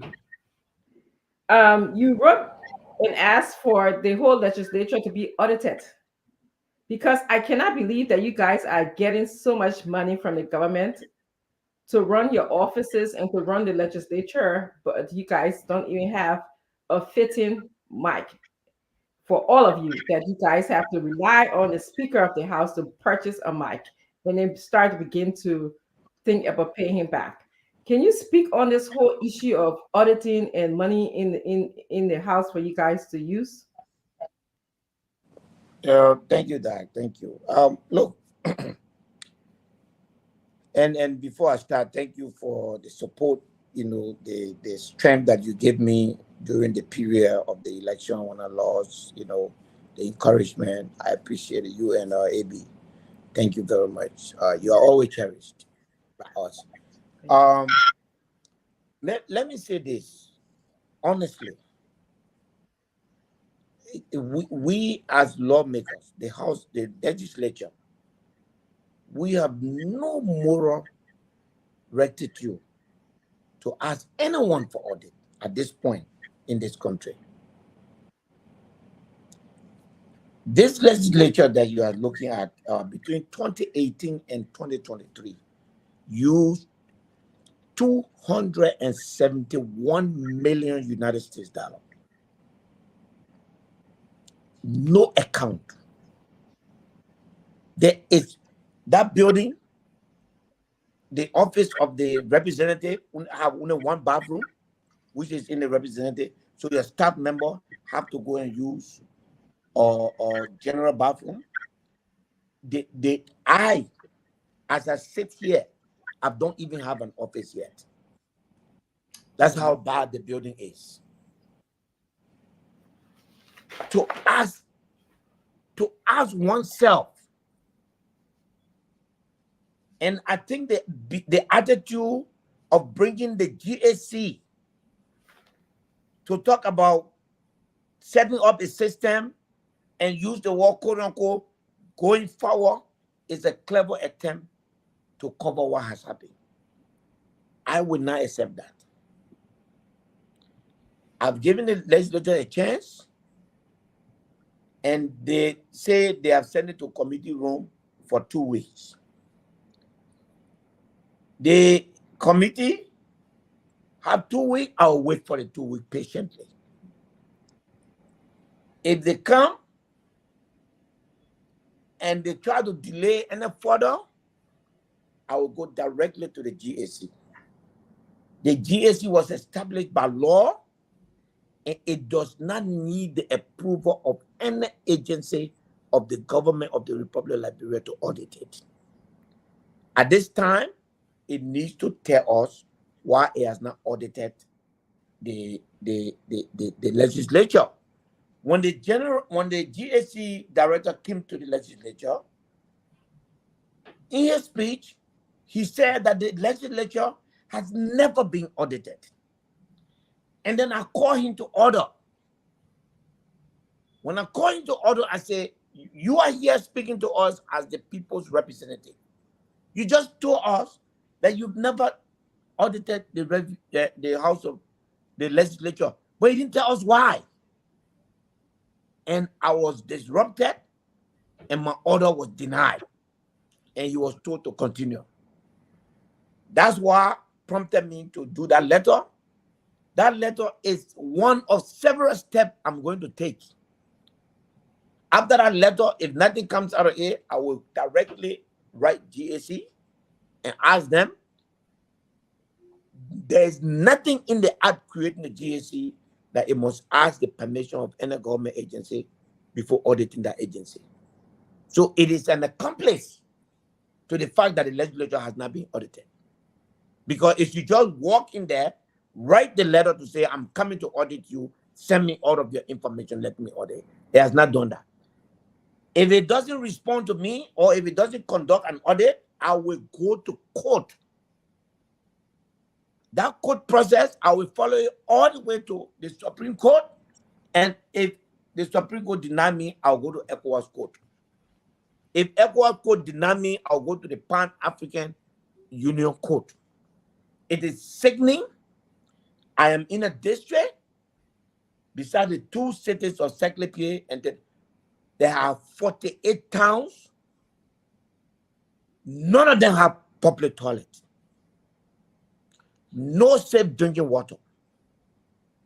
And yet, the legislature, this is outside of salary, because salary is treated as a general revenue on the government side, including lawmaker salary, expended 271 million United States dollars in 5 years. And it cannot account for it. And that is not acceptable. So that's why I wrote that letter. I am serious about it. I will not rest. Because people want to say now, let the GAC come and put a system together. No, that's not how you put system together.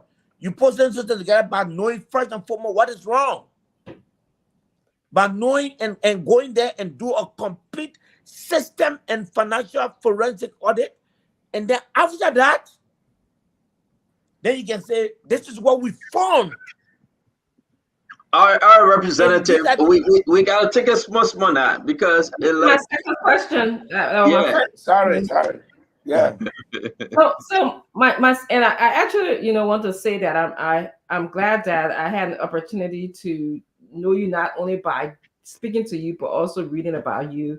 A lot of people don't know the importance that you have played in Liberia's politics and in Liberia financial politics, but I'm sure we'll get an opportunity to speak about that. But you said something. Why don't you have an office? I don't understand that. Can you tell us? Well, when we went, obviously, I don't know how offices I applied. The speaker did say nobody should take office. People went and just, like when you go to school during recess, the way everybody can rush to go take and sit down. So people just went and took offices. Oh, wow. For me, my understanding, just from my background, is that there is a committee called Rule and Order, and that committee is supposed to apportion offices. Yeah. And the committee actually apportioned the office, and I am in the rank in the legislature. I'm number 9. So I'm supposed to have the 9th office, and somebody took it and said that they would never move from there unless I bring jackhammer and move them. I didn't go to the house to go fight for office. So they keep looking for office for me. In fact, just today, they had to move someone in an office on the ground floor for me, and I have to pay $2,000 to relocate that person to another part of the Capitol building, just so that I can have an office. But I said, there's no pay for playing in 1 year again. No, the guy they move. He said he cannot move in my office because the place he's going is not renovated. He needs air conditioning. He needs tires. He needs this. He needs that. They make the budget. They brought it to me. It's 2,000 and change. I just gave it this evening. So you had to pay for your own pocket? Yes. Just to get office. Now But the thing I don't intend to do is to force our office. Because that I have office. So at this point in time, I go to session. I have the vice chair of Liberty Party, Madam Rugi Barry. So I inform the chief clerk that any communication that comes to me, send it to Rugi Barry's office and my office. So I'm operating from the Ability Development Foundation office. Hopefully in 2 weeks, I will have their office. Thank you very much. We'll talk about the Liberty Party issue. Now you are a lawmaker. You still have your folks, Delon and Yombly. I mean, where are we? With you and the Liberty Party and the Yombly faction to that of the Musa faction? I will pass on that right now. Why so? Because, in the midst of serious national issue, party is not that relevant. Are you turning over the leadership to Yombly? What? Are you turning over the leadership to Yombly? I'm chairman of the party. So, but are you recognizing her as the political leader for the party? Stanton, let's talk about what. No, guys, hold on. You are speaking to a representative. You're not intimidating me with your sign languages, please. The reason why whenever we call Musa, we say everything. There is no hidden secret. Yeah, there's no hidden secret. The people need to know. The representability. Be fair with the Liberian people. Are you still holding on to Liberty Party, or are you guys in communication to work together? I am chairman of Liberty Party. I'm prepared and willing and doing everything I can to unite the party. And hopefully we'll get stand on. For now, you bring Jack Hammond there. I will not tell you more than what I just told you. Have you guys spoken on the issue? You and the pro tem? You look like somebody has called you to take me off your show. I think that the play you got right now.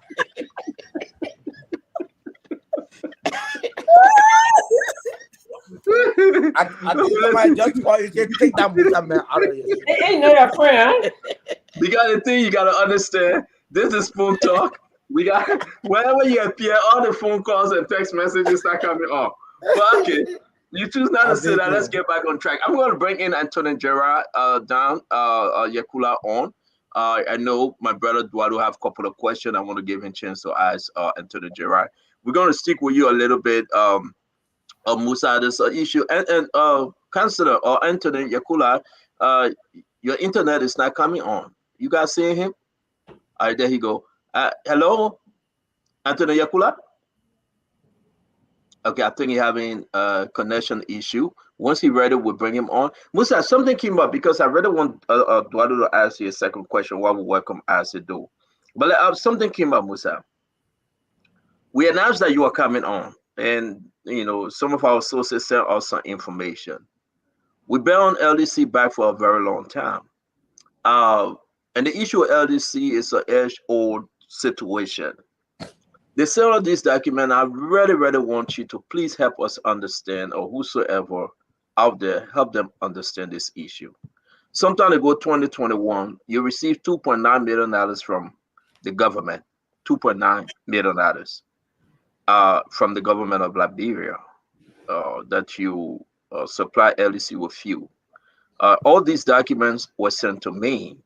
Dear Director Brown, it was sent, you were requesting through your company Streamex on oil and gas, this amount of money, $2,964,000 for them to pay you for services rendered to LDC. I went through this document, and I believe I put it in our chat room for our folks to see. You fought for your money.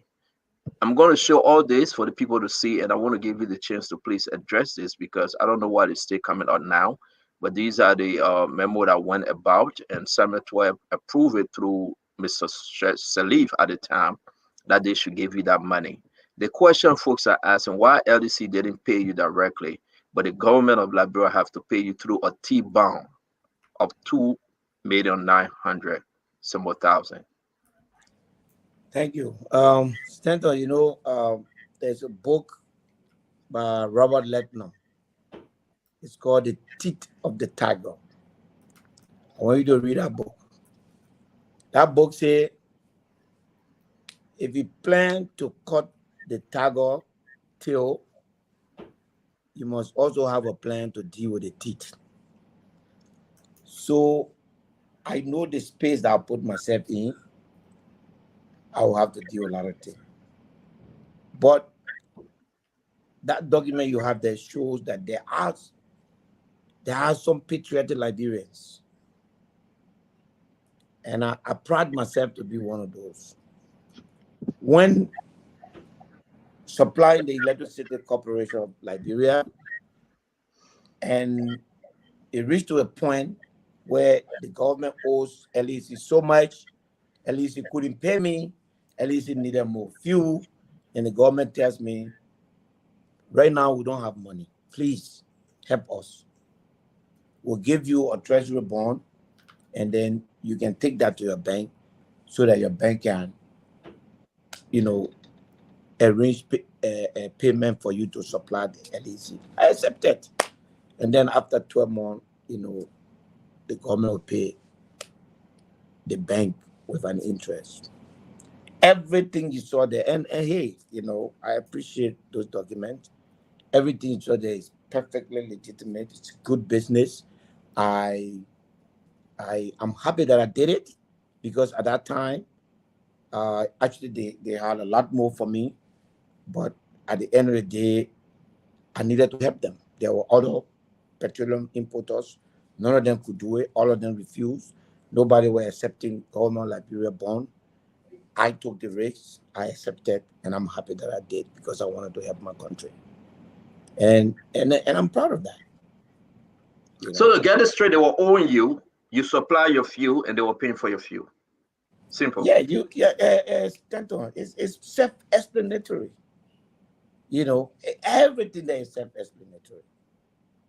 So it's a pretty much, except if you have questions. But what it is that LEC want fuel, they don't have the money.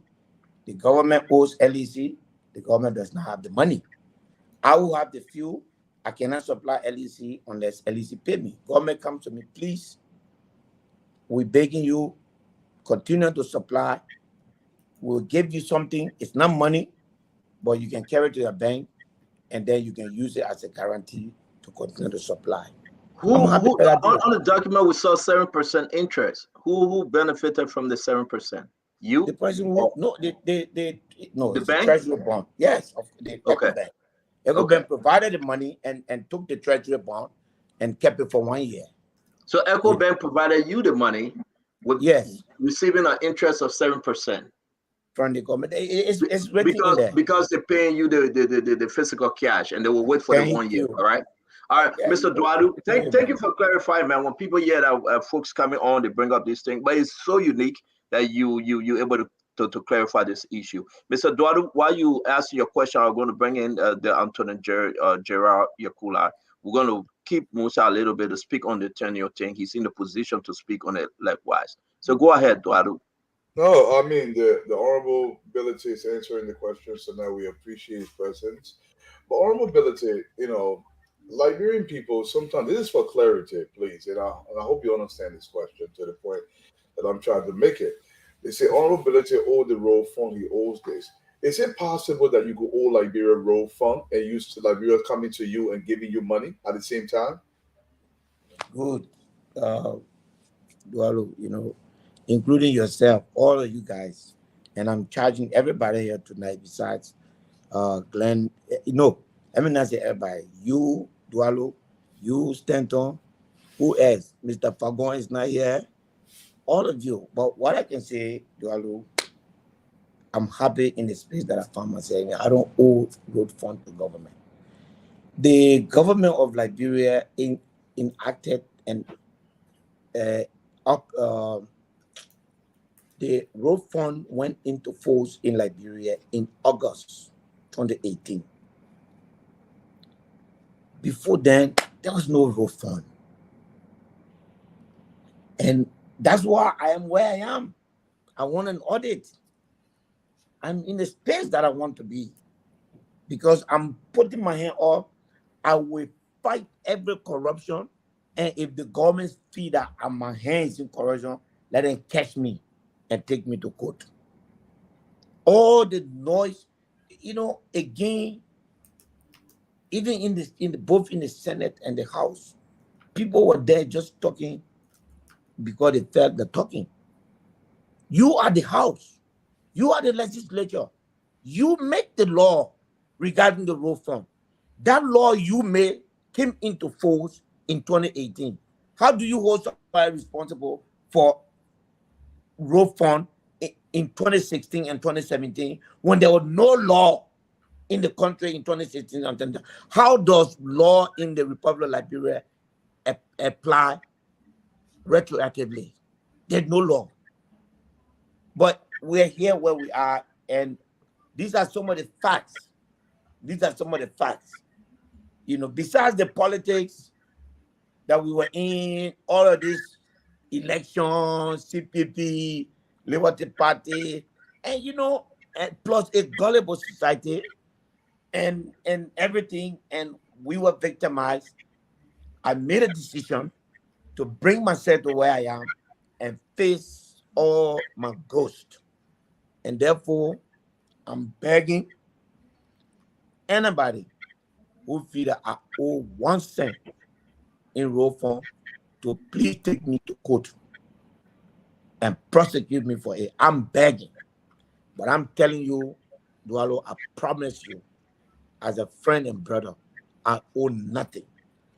As of 2018, My job has been operating a fuel terminal. So what come to Honorable Benedict? This is something. No. I think this is something new, and I think we should give Duadu the chance to come with his photo. Or let's welcome Anthony Yakula. Anthony Yakula, welcome to the show. We'll come to you shortly, my brother. But Benedict, though, this is like a breaking news for a lot of folks. So Yeda Musa Hassan Benedict, representative district number 7, now saying you owe nothing when you talk about road fund. You got to allow to follow up on this. What do I think you do? No, I mean, for me, the representative explained, because, you know, sometimes, like they say, we have a gullible society, right? So it's just best that he explained that so succinctly that people understand this. He's even pledging, if you have anything against me, take me to court, because we can't have been making accusations, and the person is working within country, and you cannot substantiate those claims, and yet everybody keep making it. So I'm glad he answered that question. I don't have a follow-up question because he was clear on the issue. Do you? But have you? But listen, before I bring in Isado, please, I beg you, Mr. Representative. The issue is that you owe the government of Liberia nothing, not a dime, zero. Is that what you say? On the road fund now. On the road fund. You will hear it very shortly. The government owes me actually. That's all I can tell you, and you will hear it very soon. No. I'm not talking about any other negotiation. No, I'm talking about road fund. Road fund, yeah. Let me tell you something, Stan. I have fought to bring myself into the position that I'm in. And one of the things I would do is to clean my name. My name does not deserve to be in the mud as they have been in the last 3 years. I work hard for my living. I work very, very hard for what I earn. And I'm pleased with myself. I work for my money. I give it to my people. I do what I want to do. I educate my children. I educate other people's children. That's what I do with what I earn. What has happened to me? Don't let election period. But let me. Yeah. No, my man. We gotta push you small, man. Don't. We gotta push you, my man. The Liberian people, because what you said today is a breaking news. Yeah, on Spoon, that the government of Liberia owe you on this road fund, but you, Musa Hassan Benedict. Don't let me preempt my lawyer. You will hear, I will tell you, and you will hear in the public. I'm already preparing the necessary legal action to retrieve from the government what he owes me. And you will see it publicly. He owes me. Isado, help us, man. We'll come to Anthony Gerard to talk about the tenure position here and there. Wow, that's big. Minister Doe? Yeah, well, gee, you are sitting on the eagle over there. Well, man, this is Nima County, man. This is district. The only person who knows what part of this house I'm sitting now is Dr. Congratulations again. I know we spoke on the phone. So. Thank you. I know, I just looking at you over there. Yeah.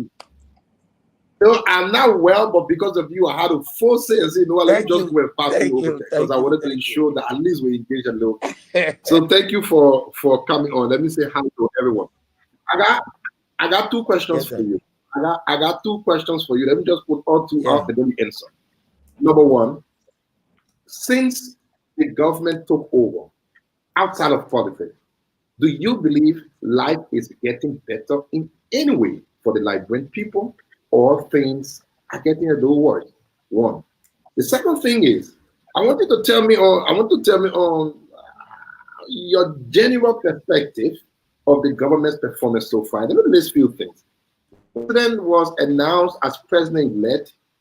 He gave out $10 million or Liberian dollars to the victims from the fire incident, which of course was a good thing to help, but we have not heard anything of the source of that income, because we all know on record the president said he was poor, living on loan. So one who imagine he will have that money. And then there is this $365,000 that the United Party dished out to partying for inauguration. There is this $650,000 inauguration money still hanging. There's request that has been passed already to the national legislature for $41 million. to which there was no detailed breakdown. I even saw your letter. Thank you for trying to bring out accountability. The president traveled to Ghana. Up to now, we don't know why. Or government officials have not declared their the president has not published his asset as he promised, or the president is appointing anybody, everybody, even to positions protected by law, or there was a circular that you would think of that. No, let me end. See what you see. I want to list all of the things what I have put it on you. You know, and then they said the price of rice came down, but you and I live in Liberia, you know it increased. $20 million is, should I say, missing from the consolidated account, because President Weah said 40 million. The president now said 20 million. Lawmakers said 40 million and things. With all of what I've accounted, what is your general overview of the government? How do you think they are proceeding in your view? All right. So there are two ways, you know, administratively and economically. And forgive me, I'm a student of economics, so I just go by the number. If you do that, things have been a little more stable, I must say, as compared to the previous government, because there have not been a lot of fluctuation in the value of the Liberian dollar. Secondly, I think gasoline or diesel, one of the few prices have come down a little bit. So for me, if you're looking at the index, those are all positive indicators. So economically, I have not seen anything, and I'm a businessman, I've not seen anything that points toward downturn in the economy. I have to say, however, that I am personally disappointed in the way in which appointments have been made. It shows it shows disorderliness for a government that knew that it had already assumed power since November. But now you should have a justice minister. Most of the people that are missing right now, like I'm supposed to report to the legislature, to the House, on the on the Armed Forces Day debacle. I cannot, because the system has to be, the whole security sector works under the Minister of Justice. There's no Minister of Justice. That is disappointing. So if you ask me, economically, our system has not been damaged. There's nothing negative that has happened to the economy. If anything, there has been a positive movement in the green, which means certain commodities like petroleum price have actually dropped, which is good. And I can tell you, based on what I know from where I say, that petroleum price is going to drop even more in the next few days. So that's a good step. What is not so good is that almost 2 months since the United Party was declared to be winning, and 1 month since it took power, we don't have a full government yet. That is disappointing. The issue of the president to need the $365,000, that's a United Party issue. And if you really want to take that up, that should be Election Commission. All you have to do, again, people are lazy. If the United Party is giving $365,000, go demand from the LEC, from the NEC, the financial report that United Party submitted. If it doesn't have such money, then you begin to ask, Where did you get this money from? Then it becomes an issue. But for me, it's party money. I can't interfere with it. And as that, President donating $10 million to the people does not necessarily mean that the president gave $10 million that day. As president of the Republic of Liberia, whatever budget we have, he has spent the money there. And if he said, I'm giving it as president. Now, if he's giving it as private person, then the fact that he said as private person, then he should have honestly said what the source is. Because at the end of the day, sometimes transparency requires just more information. It could be Glende who called the president. Mr. President, since you are going to the victim, I think I'm here is $25,000 so that you can go and give it for Mambia. Maybe a few business people or people that can afford money give it to him, or his own money. I don't know. So at this time, I'm not the auditor-in-chief of the Republic of Liberia, and I want my legislative work, although one thing I've learned in the country is that if you begin to play in everything, you begin to lose relevance in the main things that you want to focus on. So I consider $10 million donation by President, Unity Party, giving 5,000 per district. For me, I will pass on those anytime. The issue of the president traveling in jet plane, the vice president traveling, we are concerned about that. And as a house, we've already sent for the Minister of Finance and Minister of State to come and tell us what, because the Constitution says that the president cannot receive a gift beyond certain amount without reporting it. And since there are not being a report of it, so therefore the House has the right to. So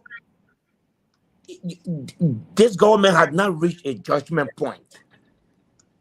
There is a judgment point in governance. The first judgment point is the first 100 days.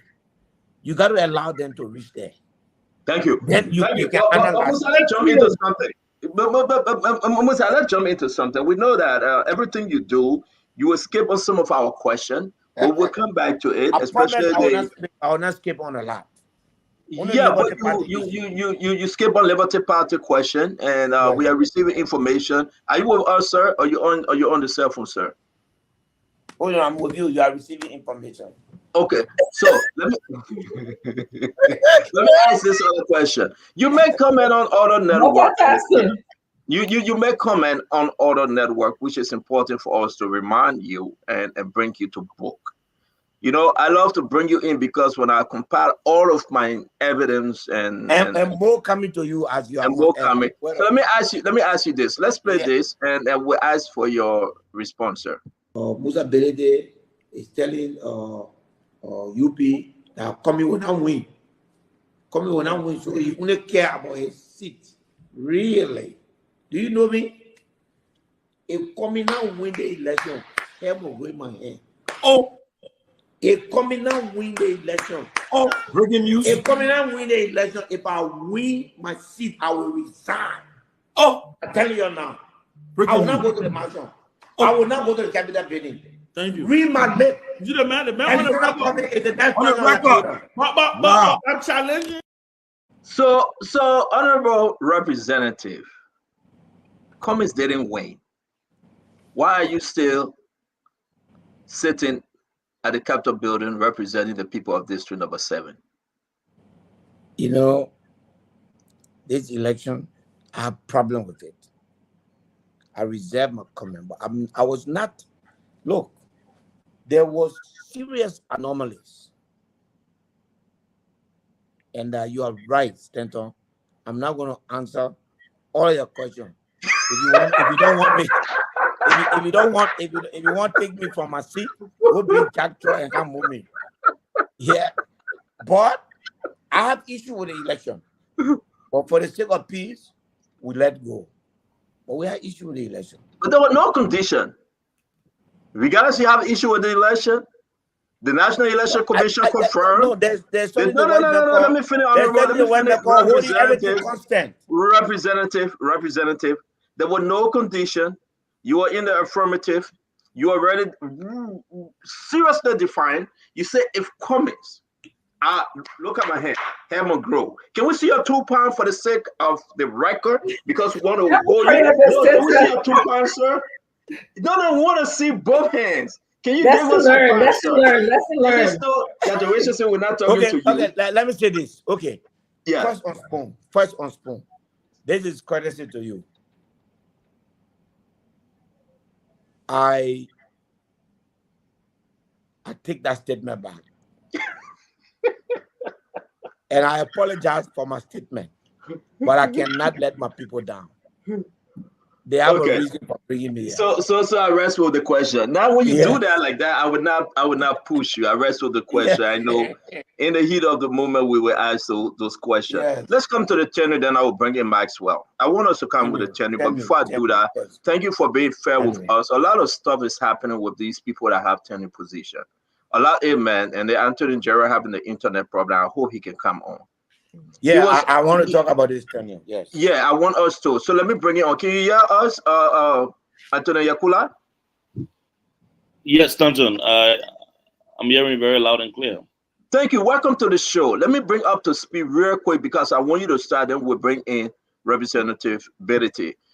This is the piece on Daily Observer. The Center that expresses dismay at President tampering with the tenure position, the Center for Transparency and Accountability, blah, blah, blah. As you can see, now you're in our studio, Anthony Yakula. Talk to us. Where are we with your concern on the tenure position? Well, thank you, Stanton. It's a pleasure to be in your studio. I think for the first time to be on a Spoon Talk, I'm happy to be with you and other panelists. Yes, so 2 days ago, we issued a press statement basically expressing dismay over the manner in which there were inclusions of positions of tenure in the appointments made by President Boakai. We believe that the issue of tenure is a settled matter in our country. The Supreme Court has opinions on this matter. Even in the absence of the Supreme Court opinion, the legislature itself has pronounced tenures, and there's a reason why there are tenures are provided for different institutions. And for us at Center, we are particularly interested in integrity institutions that by their very purpose, by their very construction, are designed to be independent and operate free of any kind of political interference. You feel very strongly that the president is in error, especially if you look at the issue of the GSC or the issue of the Governance Commission.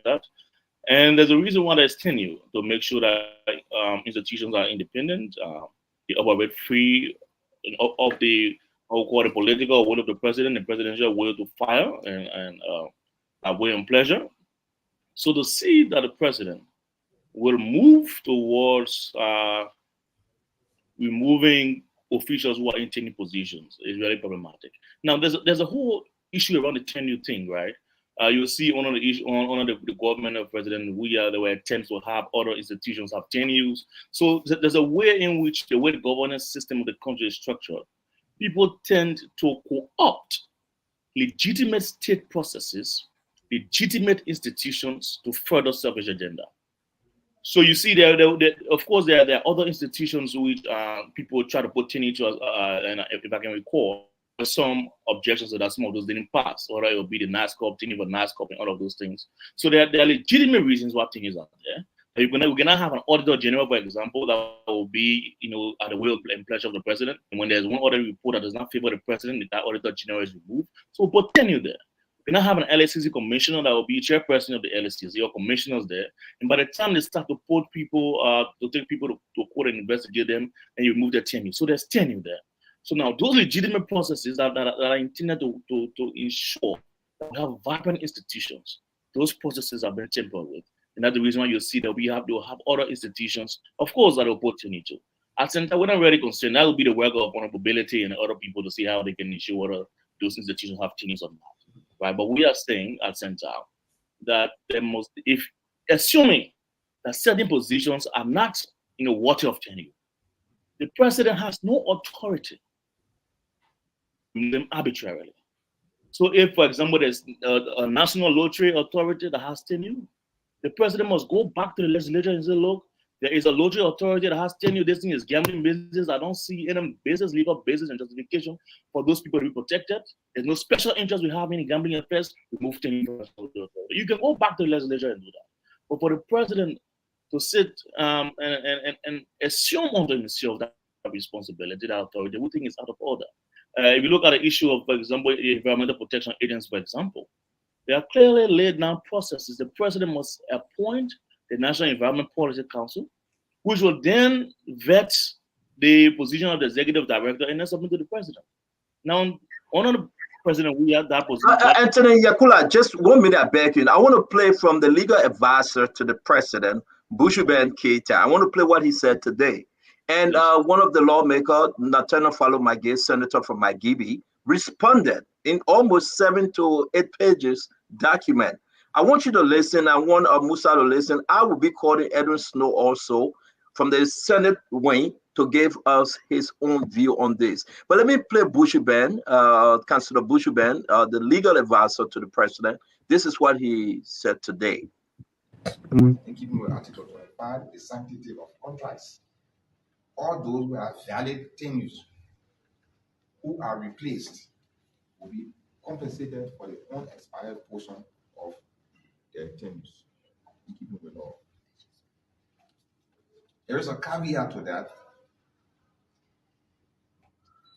The Code of Conduct in Article 5.1 says all officials appointed by the President of the Republic of Liberia shall not A, engage in political activities, canvass or contest for elected offices, B, use government facilities, equipment, or resources in support of partisan or political activities, and C, serve on a campaign team of any political party or the campaign of any independent candidate.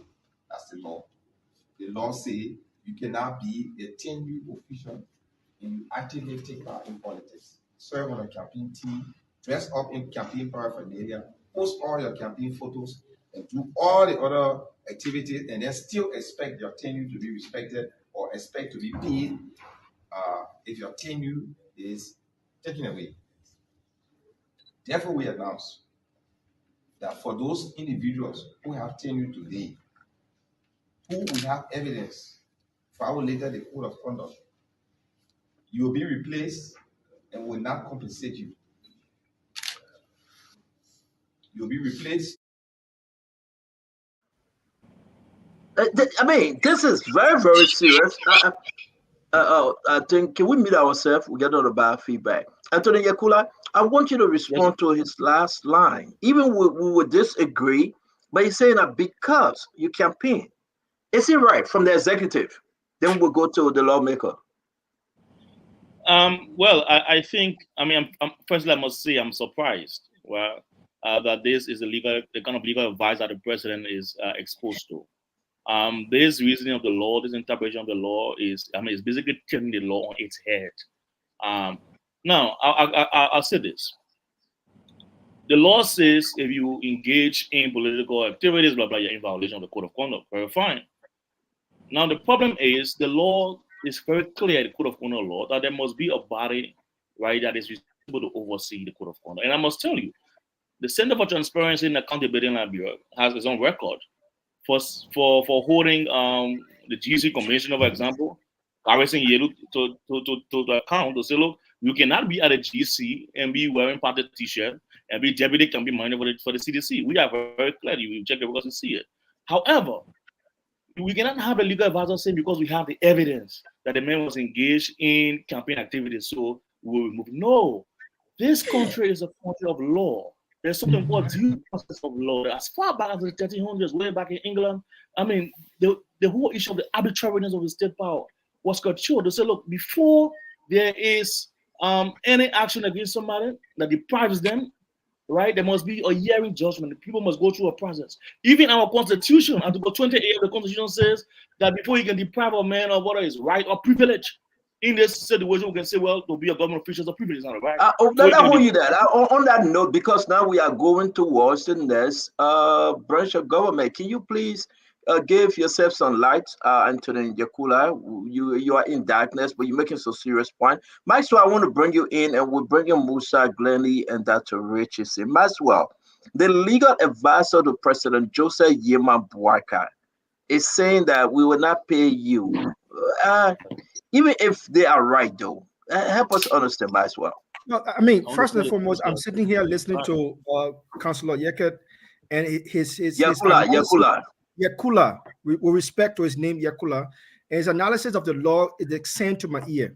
Number one, I don't understand what legal fiction he's trying to push forward here. Number two, I'm trying to see as to whether he's a textualist, whether he's interpreting the Constitution based on what the Constitution really is. I cannot get that from him. I see that he's playing politics with it, and I don't want to say as if he say I'm pushing for the government. But if we come on this network, we came to provide Liberian people with the facts. The word evidence is legalistic in its nature. You understand that? When a lawyer uses the word evidence, it's legalistic in its nature, meaning there is a possibility for a court proceedings based on that evidence. He is saying that if you want to take me to court, I got proof to give to any legal entity that you violated. It's legalistic. So as a lawyer coming here and not understanding that language that another lawyer use and just moving over. No, I don't want you to attack the Anthony Yakula. I want you to speak on the issue now. No. I'm going to protect him like I will protect everyone. Leave him out of it and just speak on the issue. The second thing is this. The advisor to the president made it absolutely clear from both sides of the spectrum. Number one, from the code of conduct, that's number one, and not only from the code of conduct, from also from the tenure positions. One, if you are a tenure officer in the Republic of Liberia, he said it himself, is void of politics. Now, there are two sides to this. Internal politics and external politics. It's void of external politics interfering in the work of the tenure officer. But as well, the tenure officer must not engage in, which is internal politics. What do we see during the election period? We saw during the election period many tenure officers engaging directly themselves in politics. I want us to go in. I will come back to you, Prince. Seriously, because your argument, we've really got to hear from Musa.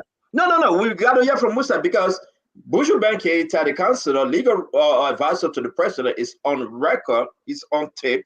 Musa, before I bring in Edwin Snow, let me hear your position in this. And to say that we got evidence so we're not paid, and don't you think they should go back to the judiciary, Musa? Now I'm getting to be worried. Really. Are this thing being done by the president? Because this is not a Joseph Boakai, I know. This is not a Joseph Boakai, I know. This is not. Look, I have to say that his experience in government is completely contrary to these actions. I know. Who are you talking about? You're talking about the president now? The president of the Republic. Okay. All right. They should not be happening on his watch. You hear the president legal advisor saying that evidence means that you are guilty and no need for court. Therefore, the thing that's supposed to happen after you have been found guilty will happen now before you go to court. What we're going with this other one? You are telling me that somebody violated the code of conduct or their tenure in office, which the law says if you do that, you can be removed from office. So now you remove the person from office and then try to carry him to court for the purpose of removing him from office. And then when you finish with the court person, I say, oh, but you finish removing them now. Where are we going with this? Where are we going with this? At the end of the day, are you telling me that just because, and it's a genuine mistake, that the president of Liberia took a private jet, or the vice president took a private jet, the law said those things should be reported? Are you kidding me? That because that is a violation of our constitution, so they should vacate the office now? Is that what you're telling me? What we carry the country with that? Every violation must be subject. Every violation must be subjected to the due process of law. If the president feels that people have violated their terms and condition of offices, the Attorney General has the right to institute legal action against those people, and whatever the action as prescribed by the very law that they are violating. Because every law that says that you should not do this, that law must say what should happen to you if you do it. If the law doesn't say it, there is a maxim in law, is that what the law does not give, it withholds. So therefore, the executive branch of government is not the judicial branch of government. The executive branch of government does not find people guilty of violation of law. Thank you, Musa. Please don't go. I beg you, Representative. This is very important for everyone. Again, welcome to the show, Fatima. Dr. Richardson, I really want to bring in Anthony Yakula to respond, but let me bring you and Glendy first. Then we'll play Bushman clip again because we need a pure interpretation. I'm going to bring in Edwin Melvin Snow, Senator from Magibie. I'm going to place a call to Nathaniel Fallow McGill because he wrote almost 8 pages document. And we're going to speak on this tenure stuff, which is very concerning to Liberians. Did President Bouaka, did he break the law? His legal advisor, is he on point here? Central. Anthony Yakula is from Central. Are they in a position with these guys that I am hearing? All those on tenure position will be going to the Supreme Court to put an injunction on this on Monday and receiving information. They will be going to the Supreme Court to place an injunction. I want Liberians to hear this and be very clear on the record. Well, where are we? Dr. Francine, your one question or one statement, ma'am, please. So my question to you, Anthony Yakula, I heard you give reasons for tenure, including independence and continuity of government. Can you also tell us if there are caveats in contracts where tenure can be broken? Oh yes. Thank you very much. Now I will say this much: the way our laws are framed and structured, they create room for abuse, right? So I mean, when I did my master's, for abuse, basically. I actually started this issue when I did my master's. And there's an issue of tenures. It's not a one-size-fits-all approach in the way we deal with tenures in this country. So, for example, there are certain laws that provide, for certain grounds, these grounds will not cut across. There are certain laws that say who can activate a removal. I'll give you an example, right? The G Act provides that for the Auditor General, so he has 10 years. For the Auditor General to be removed, it must be done in consultation with the legislature. That is very clear. So he has 10 years. But they say the president cannot just wake up one morning from bed, after dreaming, you say, oh, remove. No. You must do it in consultation with the legislature. So that act is very clear and strong on that part. If you look at the LACC Act, for example, it says for the president to exercise the removal, right, for cause, it must be done with the consent of the Senate. The law is clear. It provides who will remove. So the president is not just to do it solo. So for the GSC, he must do it with the legislature, right? For the LSCC, with the Senate. Now there are other laws, including laws around the Code of Conduct and political canvassing and other people. For example, the GC, for example, that says the president will remove you, right? but it doesn't say whether there'll be due process. So there are gaps in the law. Now the disappointment here is President Boakai, who has promised to not do business as usual. You cannot come and be using laws that have loopholes, right? To be affecting things that are contrary to the best practices and standards. We expect the president to be able to do things that are in line prescribed as best practices. So the president has to be able to act consistently with the law, and that's the point we're making the issue of due process, for example. If Prince of Maxwell is making the point of all of those theoretical things, whether it's textualists and what have you, it's not the point here, right? If there's elements in law, if you went and saw the man with the knife in his hand, he's stabbing a person and the person dies, murder, the person still gotta go to court. The person still has to have his day in court. You don't just wake up and say, oh, you got guilty. No. So even if we see somebody impact a t-shirt, and we see we have evidence, that is not sufficient. There must be a process by which that person is presented with the evidence and for the opportunity to be able to respond to what that is. Can I ask him one follow-up? Yeah. Then we'll bring in Glenny.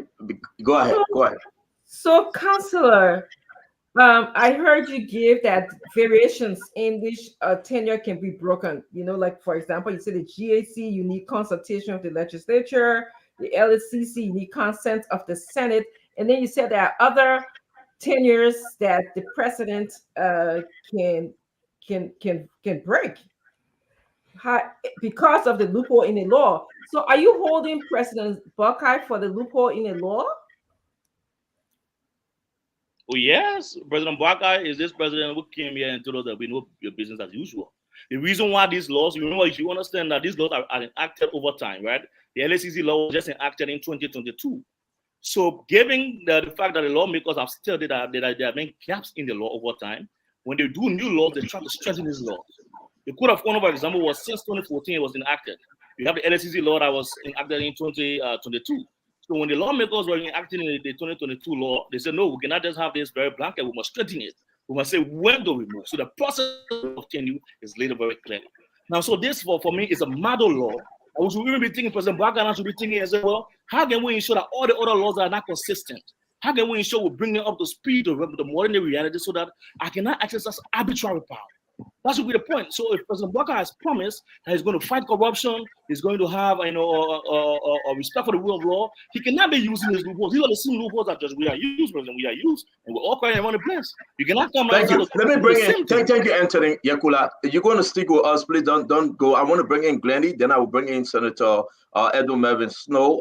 We're going to just pose it. Glenny, look at this. It's all over on the newspaper. It said abuse of power. When you talk about this tenure replacement, let's dig into it. Let's know exactly what the law is saying, and that's why, people are saying they're going to go to the Supreme Court, put an injunction on this thing, and then argue the case from LTA to fishery, from fishery to NAFA, from NAFA to maritime. You talk about lottery. You talk about all the different tenure area. Where are we, Glenny? Make your statement or ask your question. What I bring in. Senator Snow. So, Councillor, yes, how are you? I want to make a statement initially to say that your opinion, you have a right to a subjective opinion. What you don't have a right to do is to interpret the law based on your opinion. You don't have that right. No one has that right to do that. You also have a right to say, oh, Boakai should do it this way. I feel you should do it this way, or this person should do it this way. You don't have a right to direct Joe Boakai on what to do and how to do it based on your interpretation. Now, I listened to you subjectively choose two groups, LSCC, GACC, but you negated to add those other groups that includes fishery and telecommunication, whatever other groups that have tenures. You negated them because those one, when you bring it forward, then you will say it has specific nomenclature, it has specific rules that say he has to go through the Senate and he has to go through representative. You prefer that so that people can focus on that.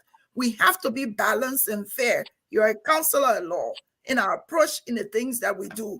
We cannot allow emotions. We cannot judge this government based on what George Weah government did or because he did it wrong. I will quote Musa Belete here. The law is the law. No matter how we want to interpret it, it is the law. If it is within the purview of the president to interpret it based on how he sees fit. But Glady, Glady, yes. Glady, the president does not interpret law. That's not his function. What I'm it is saying, the function of the Supreme Court. I'm going to get to that point exactly. The reason why I'm bringing that up is because he said that President Boycott should not be using the law the same way we did it. That means he's saying that the way how he feels it should be used is the way they should do it. And that's what I'm saying no. Now, if the president has gone and prematurely taken these people from their various positions, they have to go to court. That's it. They have a right to go to court. My question to you is, what's wrong? And I hear your opinion based on what the president has done. What's wrong with them now going to court and seeking redress? Why can't they do that? Oh, thank you. Thank you. Thank you. I must say that this is not really my opinion, right? And that's one of the things we said in our press release, that this is a settled matter. In other words, is the Supreme Court has passed on this issue. Now, when I make reference to President Weah, you recall that in 2018, there was a case at the Supreme Court, Martin Seli Colley versus the executive branch of the Republic of Liberia.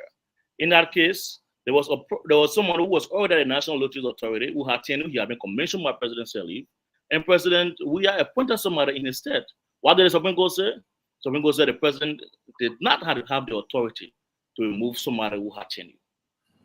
So it's not an issue of my opinion. Now, the other case which people try to confuse this with is the Clamartin case. In the Clamartin case, it's very simple. In the Clamartin case, the Supreme Court said, look, you have tenure, but the tenure was given to you by the legislature. So this very legislature that said you have tenure, they can decide that you don't have tenure. That is a very distinction. So it's not an issue of my opinion. Now, to your question of what people, they will go to court. And that will be what President Boycott will have to reckon with, because the Supreme Court on the question of standing by settled opinions, stare decisis, they already have an opinion in 2018 that says you cannot remove tenure officials. So if the people go to court at something and saying on Monday, and if they win, of course they ought to test the law. If they win, of course President Boycott will have to own up to his mistakes. But we are saying that we don't even have to reach that point. President Boycott has professed that he's come to do things differently, and he must not do things the way that they were done before. Thank you. Where is Senator Snow? He left. Now, let's read this stuff. I was trying to update. Thank you, Senator Snow. Thank you for coming. I want us to read this stuff. The creation of the Office of the Ombudsman, responsibility of public servant to report wrongdoing. Now, part of it is missing, so I'm going to redo what I want to talk about the code of conduct here. But while we have Senator Snow and representability, let's hear from them while we ready to go to where we want to be here tonight. Thank you for joining us, Senator. It's good to have you. I want to hear from you. Liberians want to hear from you, your position on this replacement, on the tenure position issue. Thank you, Stan. It's always a pleasure being on your show. I have an opinion, but most importantly, I got a thread today when I listened to the legal advisor to the president. I'm telling you. The legal advisor to the president today wore the cap of the legislature, the judiciary, and the executive. He made his own law, he interpreted his own law, and he tried to enforce his own law. And he's not an ordinary person. He's the legal mind of the president of Liberia. Now, what am I trying to say? Listen to the legal advisor today. He said the cabinet have instructed or mandated the president to ensure that those people, the first thing he said is in violation of the Constitution. So he's challenging the legislative authority to make law. So he already seen that the legislature acted illegally to create tenure, which I disagree with. Then he went further to say, he contradicted himself by saying, even though there is no tenure, so he says it's illegal. But then now he put a caveat. that if you campaign, then you will not be paid. So if you say it's illegal, then why are you putting a caveat to it? So that was also wrong. My position here is that I pray that the practice of good governance will be the order of the day. And I believe that for people that have tenure, those tenures must be respected. Yes, it's also seen as contract. So if the government wants to quit it or cancel the contract, fine. But you have to sit with them, negotiate with them, pay them off, and if there is penalty, for example, people have, let's say LTA, for example, the law says when you leave that entity, you cannot work in that sector or industry for the next 2 years. So if you want to get them off, fine, but pay them off. If there's a penalty, discuss with them, and you guys can peacefully depart or part company. But to come today, what the legal advisor did today, I hope the president listens to it, and I hope he's called in so that he can have a conversation on it, because it shows no picture of good governance. And if that's a legal advisor to the president speaking today, then we're in trouble. So let me go ahead and play Bushman, Councilor Bushman Keita a video again for those of you that just joining us. We're so glad that we have a senator representative and a legal representative from Santal on the show tonight. Let's play this. I want us to listen to everything Bushman is saying, which is important. Before I do that, Senator Edward Mervyn Snow Jr., you say if you leave LTA, you're not supposed to come back, let's say within 2 years? So if you you are very low, Senator. 1 minute. Can you hear me? How is it? Can you hear me? I would try to, but it's low. But I don't know why. I don't know. It's better now. Maybe you came in front. It's better. Okay. So the law is, if you serve at the authority, and your tenure expires, or for cause you are removed, whatever it is, you cannot go back in that sector. So you cannot be the authority and then maybe after your tenure, you go and work for a cell phone company. You can't do that for more than 2 years. So if the person part company, when you pay them off, they could say, well, there's penalty. I cannot go back into this area of my discipline for the next 2 years. Has that happened to any one of the folks that was nominated and appointed? Say that again? Any one of the folks that were appointed by President Bouakai? No. I said when you have left. So they are just coming in. They have not served yet. Once you have served the entity, then you. But where are you on this? If you go to work on Tuesday, if you want to debate this on Tuesday on the floor, your position would be what, Senator Snow? The matter of fact, I think the pro-tem knows better that there is a law that won't even entertain that debate on the floor. I can assure you that the Liberian Senate that I'm a member of will not entertain that debate because it's unconstitutional, it's illegal. Terminating the services of those people that are on tenure is illegal and will not entertain that debate on the floor. You will not call for confirmation hearing? No. They have been appointed? No. We call for confirmation hearing. If you want to appoint them, meet with those affected, negotiate with them, pay them off, separate, do a handshake, get them off, and then you can proceed. But whilst they are there, honor that protection of the contract, honor that protection of the law. We will not entertain that. You can rest assured the Senate will not entertain that. But I mean, I'm sorry, guys. You can comment, but I'm very sorry. We got to understand for Senator Snow. You guys will be doing confirmation. Musa Bilete, from your own end, the representative. I mean, is Senator Snow, speaking truth to power here that listen, though they are appointed by the president, are you in agreement with what Senator Snow and how you call it, Nathaniel Miguel said the same thing, that he would not bring them on the floor for confirmation. He wrote almost 7 pages, Musa. First, I have some information for you. Before I go there, let me say that I'm praying, and Honorable Snow is here. Please try to confirm Councillor Oswald Tue as Attorney General so that this problem can be solved. Because that legal advisor is leading the president the wrong way. Let me say that. Hopefully, when the Attorney General steps in by Wednesday, he will give the president the right advice because he has the competence to tell the president. He's the only minister in government that can disagree with the president under our law. Secondly, the House of Representatives, for your information,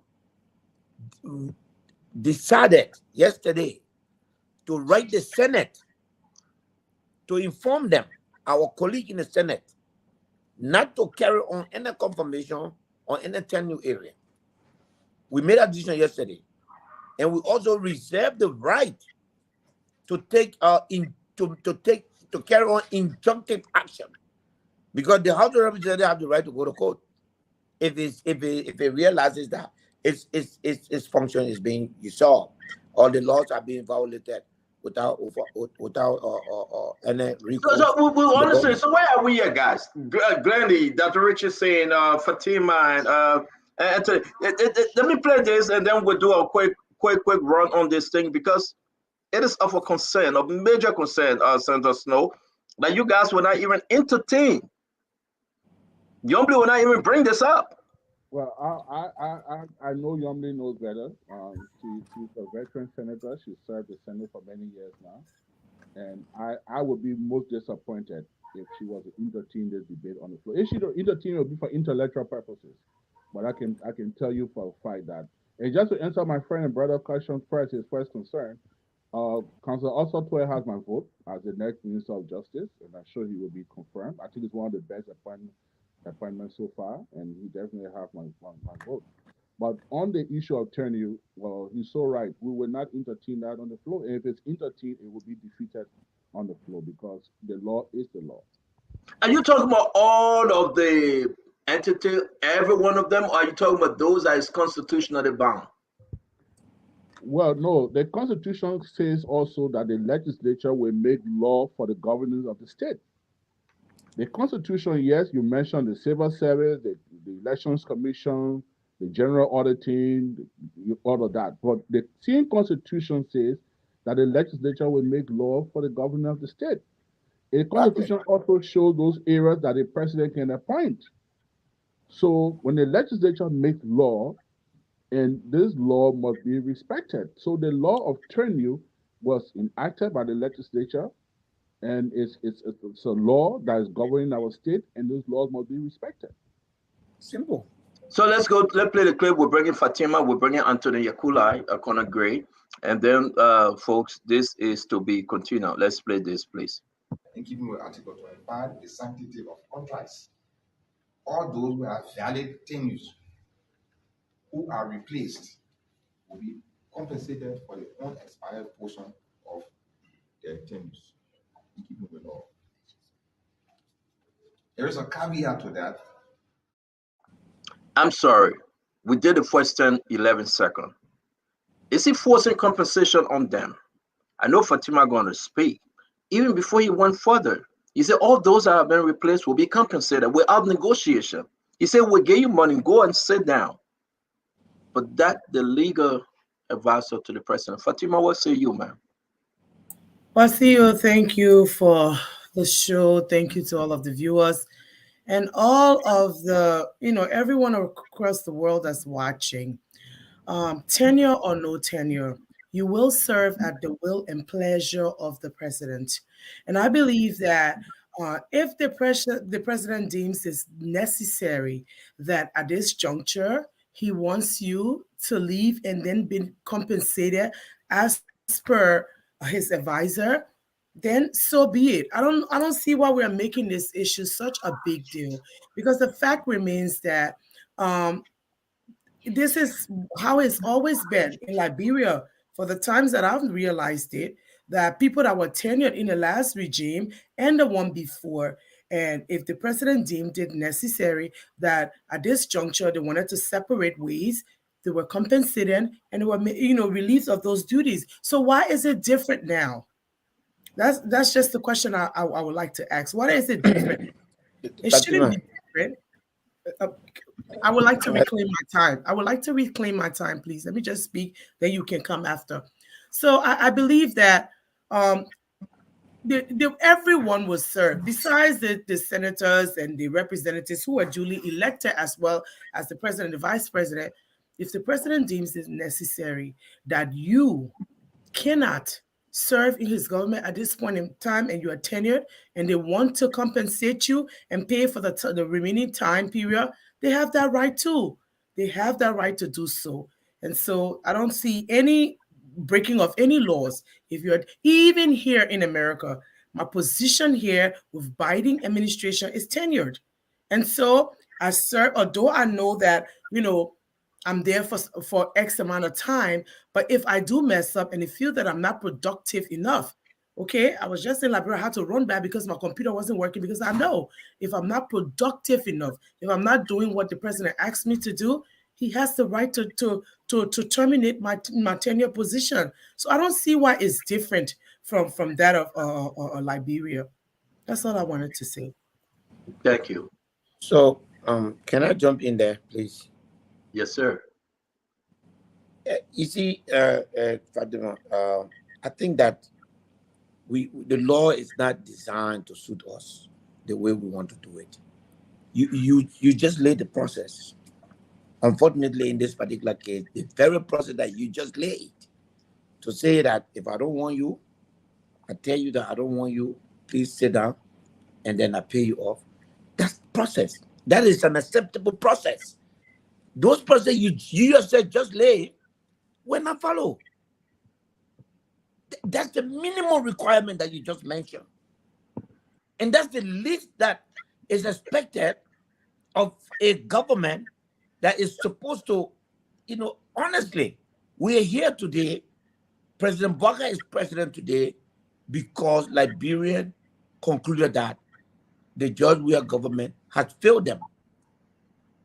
It is annoying to do anything similar to that government or worse than it. So at the end of the day, call the people, negotiate with them. I don't want to work for you. I don't like you. What you have done don't fit into what I'm doing. Please, I'll pay you off. Go and sit down because you're tenured. It's not about that guy. It's about the respect for the rule of law. That's what this is about. So, but if you say what is wrong with it, what is wrong with it is the fact that even the step you yourself just mentioned was not taken. It is arbitrary. It totally disregards that there is a law, and that it makes making law totally irrelevant. And the legislature is here to perform its task. That is to oversee the executive in the discharge of its executive duty. At this point in time, it is one thing, and it has to be corrected. Thank you, Musa. Dr. Richardson? Ultimately, I heard that this is going to be reviewed by the court system. I will trust that the court system will make what is in the best interest of the law and in the interest of the Liberian people. It's not about how I feel or how the people who are not tenure feel.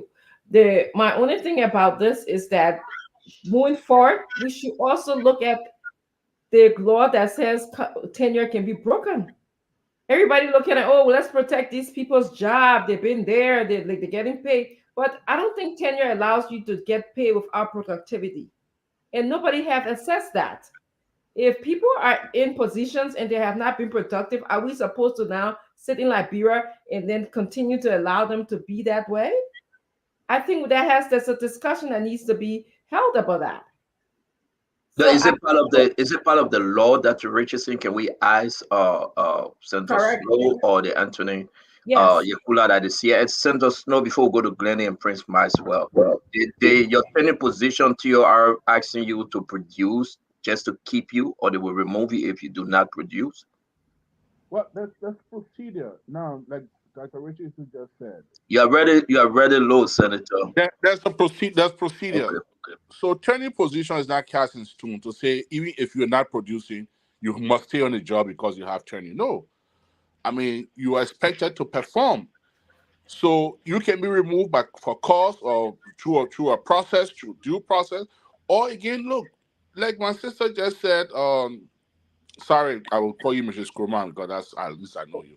You know, like Mrs. Kurman just said, no. look, if you don't want the president, I'm not opposed to the guys that have been appointed. Matter of fact, people that have been appointed are people that I'm very close to. I'm just saying the law is not intended to suit anybody.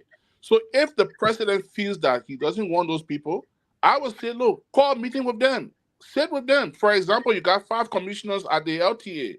Yep. Take, for example, if they're making $5,000 a month, you're talking about $120,000 for the next 2 years. You're talking about $600,000 for the next 2 years for the 5 of them. If the government can fund the $600,000, pay them. Maybe they will not ask for penalties. Pay them off, they go, and then the guys take over the job. I'm not opposed to any of the guys I appointed. And let me make that clear. I'm just saying what the law says, let's follow the law. And what the legal advisor to the president said today, and with the arrogance in which he expressed it, is scary. I mean, it's of concern, and that's what I'm looking at. Play that tape against Clinton. Play the legal advisor. Listen to what he said. See the arrogance. That is scary. Mr. Senator Snow, I hear what you're saying. I did hear the tape. My thought about this is that what if the people who are in tenure didn't produce? What if they've just been there? You guys are saying, oh, let's go negotiate with somebody, pay them money just because we want to break their tenure contract. But we're not saying that these people didn't perform according to the contract of the tenure. So that's why I just said there's procedure. So if someone is every law is crafted in a way where you have remedy, you have a way to resolve dispute or resolve lack of performance. So if they're not performing, call them. There's a board maybe. So some of them have boards, some of them have now, like Musa said earlier, we don't have an ombudsman. So if we had an ombudsman to critique those things and then make a report and validate them and take necessary action, unfortunately, we don't have it. So let's look at the law, see what the law says, and let's follow. I again want to say to you that my concern is the law. And excuse me, I fully agree with what Musa Belete said.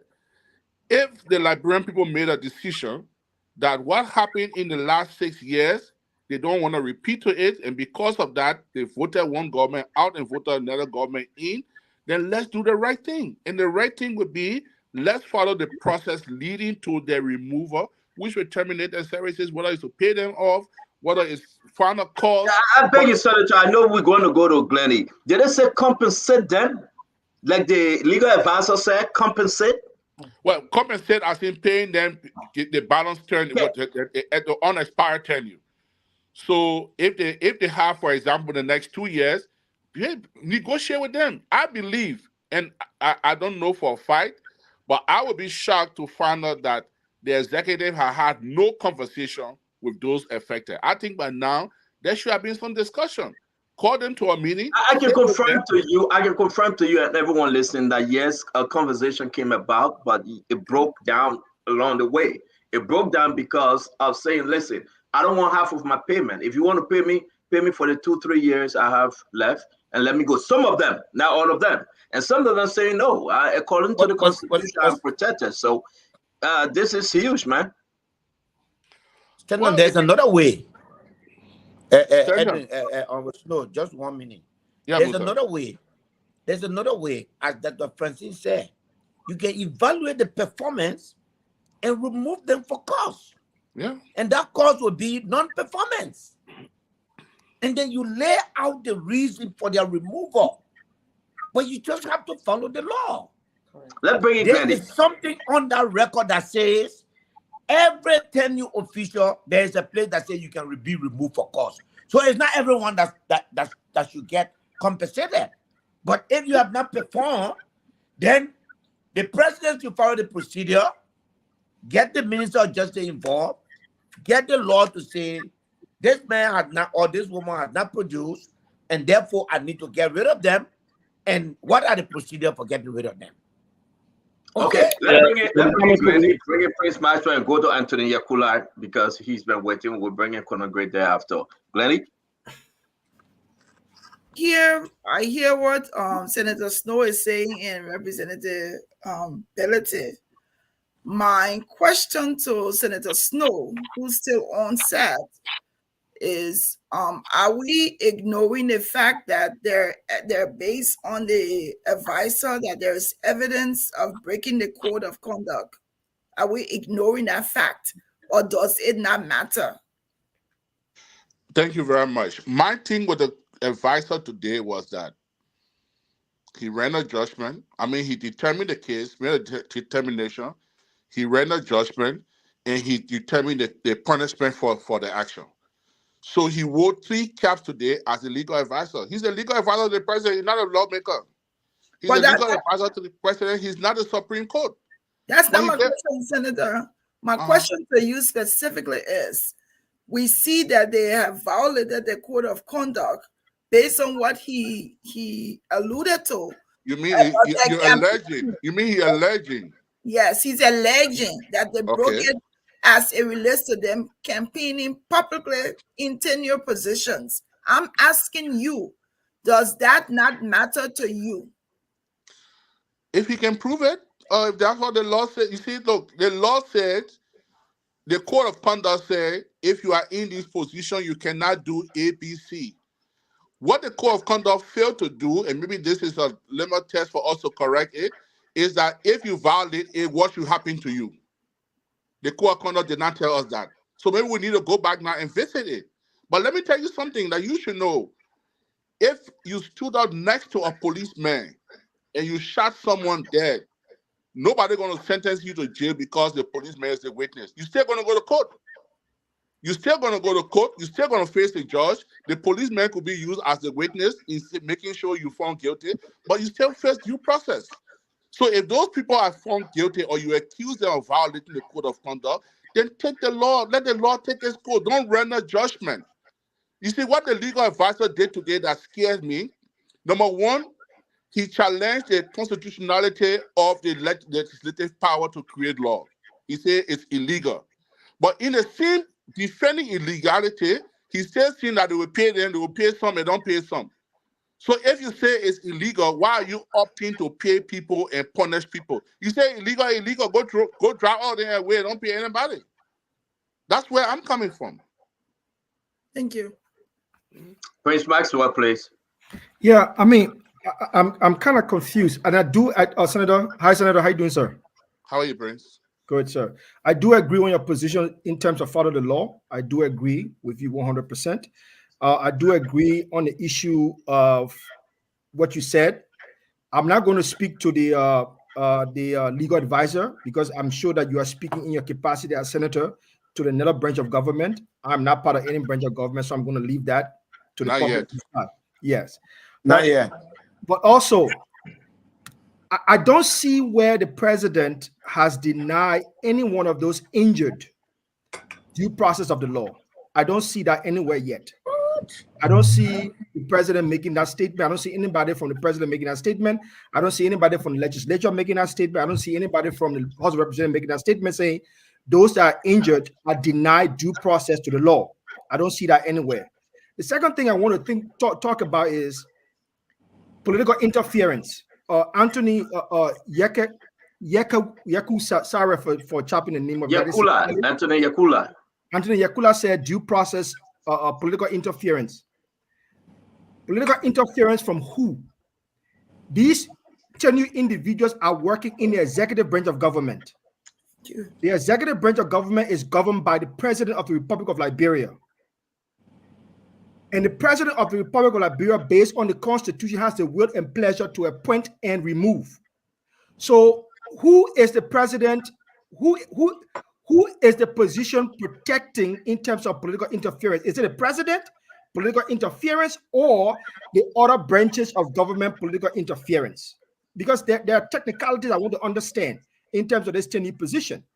But I do agree that the issue of the law must be upheld, that due process must be granted, and I do agree with Honorable Senator Edwin Snowe and Honorable Ability that there must be some set of remedy for negotiation. But the technicality, as Senator Snowe and Honorable Ability rightly put it, there has to be a review of this process because these individuals are working within the executive branch of government. So it will not, in my mind, it's not clear as to whether the president is interfering politically, because the president governs the executive branch of government. That's where my mind is. So maybe they could call for intellectual discourse, as Senator Snow rightly placed it. Well, but if I may come in, I did not say the president was interfering.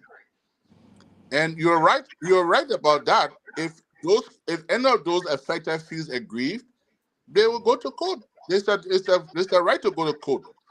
Where I'm coming from is my constitutional prerogative that says that we must confirm those that have been nominated.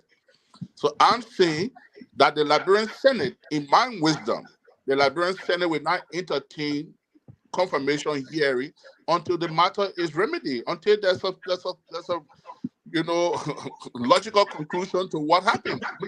You cannot go ahead and even in the case of Edwin Martin from LACC, the Supreme Court ruled, the Supreme Court acknowledged the contract, and the Supreme Court said he should be paid, and he was paid.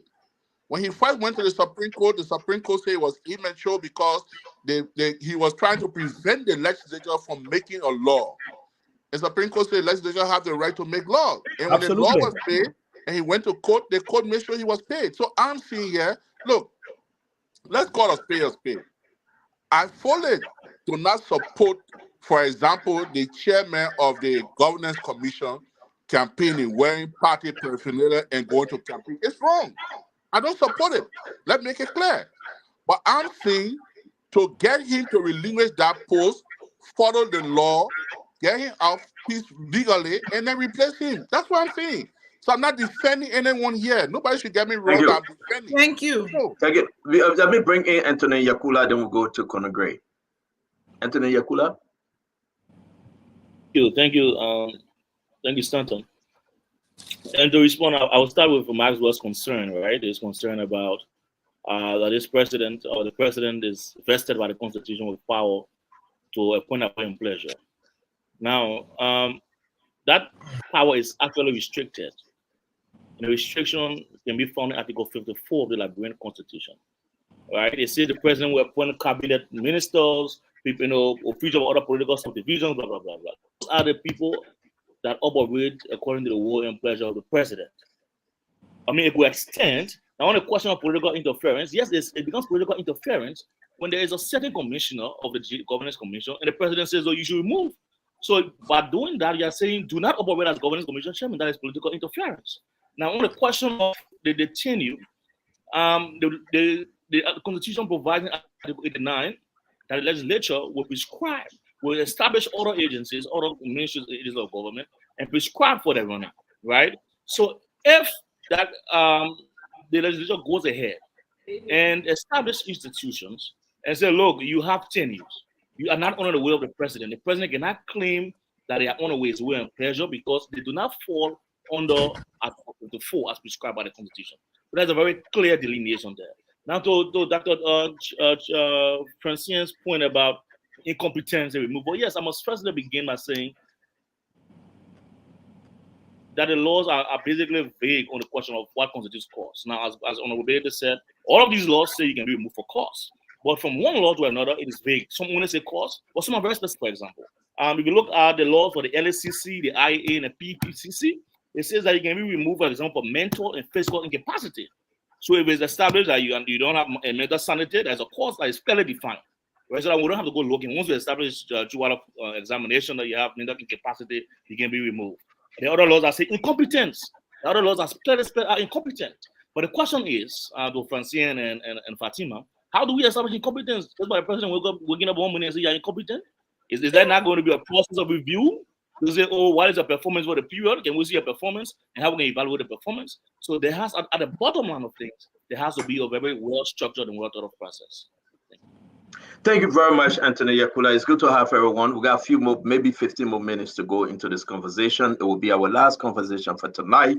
We want you to join us tomorrow. The medical team will be joining us tomorrow on Spoon Talk and other important issues.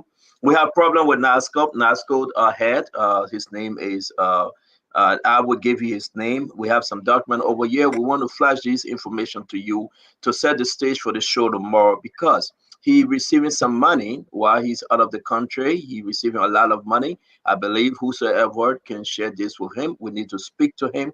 He increased special services amount to him. We understand that he's undergoing some medical issue, but we discuss that in its full detail tomorrow. This money, they are not legal. This money that was issued to him, his son, he received a year in the amount of a lot of $1,000, United States dollars from that skull. Where is he? Where is he? Where is he? We just want to know if you know Vamboso, wheresoever he's needed the word. Please, I will pronounce his name right. What? Vambamo. Yeah, well, someday about that. So I just saw 5 minutes ago. yeah. So we're going to be bringing in. I just want to remind you. I just want to remind each and everyone. This show tomorrow will be very interesting. We have uncovered other information concerning everything else. We'll continue to be spoon. We'll be objective, and we appreciate all those that join us. Conor Gray, understanding issue, your take, and we'll go back to Edwin Melvin Snow, Senator of Bomi County, and Musa Hassan Bedete, District Number 7, Nima County Representative, to give us their closing. So your take, Conor Gray. You know, one of the most beautiful but most difficult thing about democracy is respect for the rule.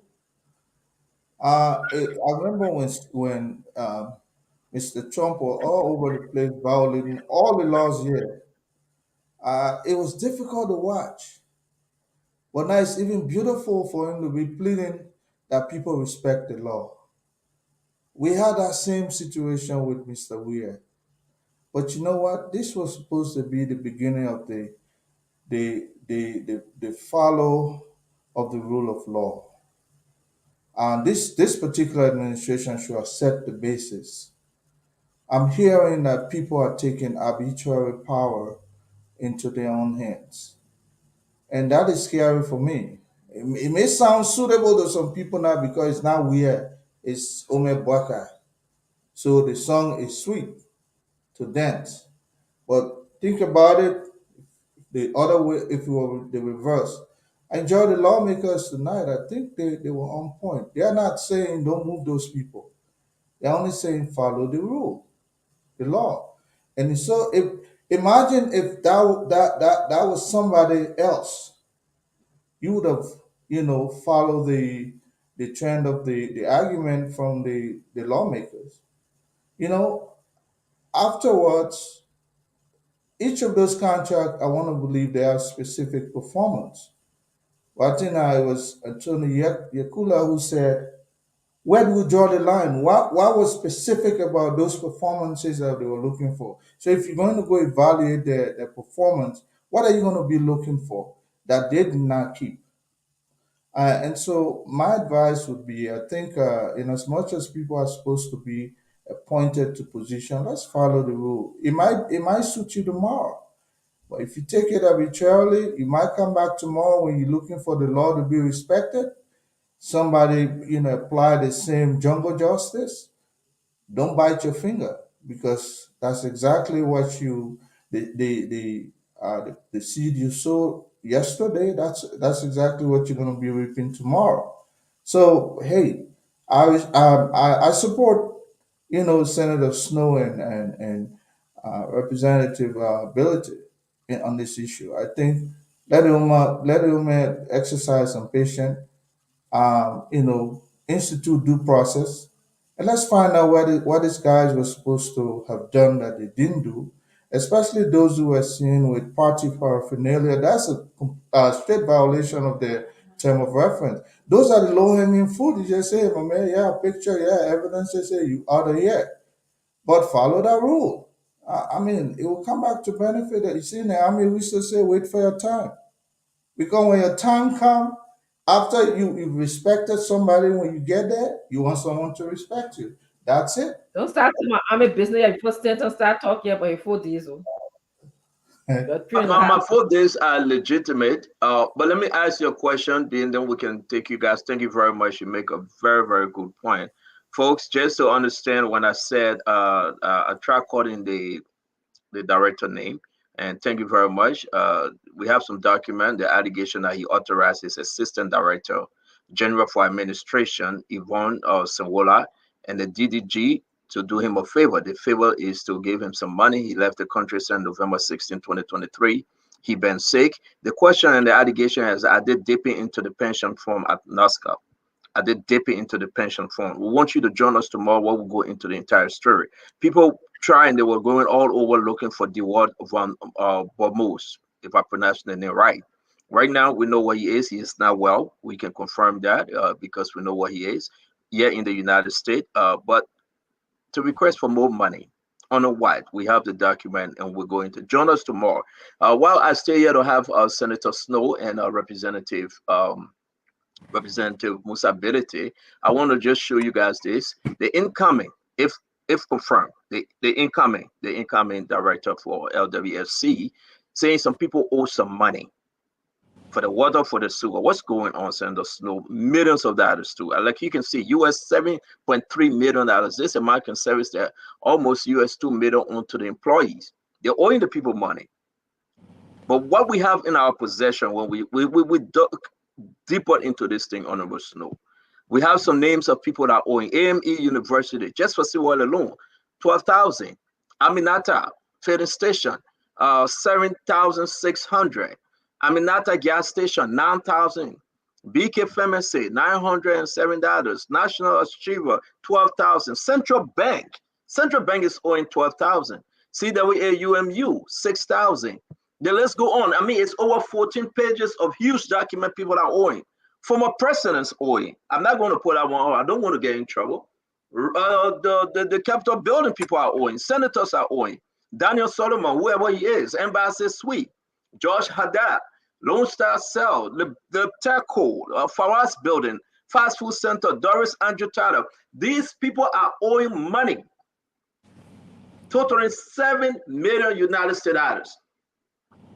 If I put the other list I was looking for Musa Bility on the company StreamX. Up to now, I can't find it. I hope I can find it there, but I'm not finding it. I'm just kidding, Musa. I know that first list you are looking for.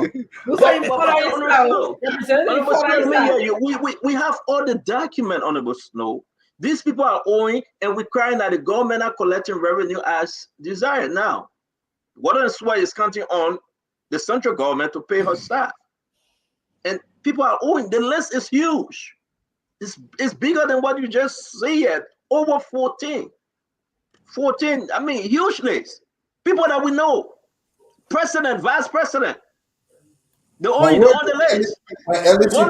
One of them, I cannot put her name up. Oh no, that was only one female president, right? Oh, sure. Stand on. I made a mistake. Yeah, I made a mistake, man. I want to say I cannot put a name. I said I cannot put a name. But the only though, let me hear from you and Musa tonight, man. What's going on with this thing? What people can pay their bills? Before all was no country, let me say this. Yes, sir. The incoming MD needs to also hear this. Water and sewer, whether you get water, you get water, they're sending you bill. They have no metering system. They just come at the end of the month and say you receive water. Where they send you water, they didn't send you water. They did a two-way street. Our people there listening to this thing, putting people need down and calling them out for pay. When you go load, the people don't even know where water and sewer is existing. Now, sewer bill, that for people especially living in the single belt, who are now running their own sewer system, you have to naturally pay that bill. Those who in Central Monrovia, you have to naturally pay that bill. But water, as I see it,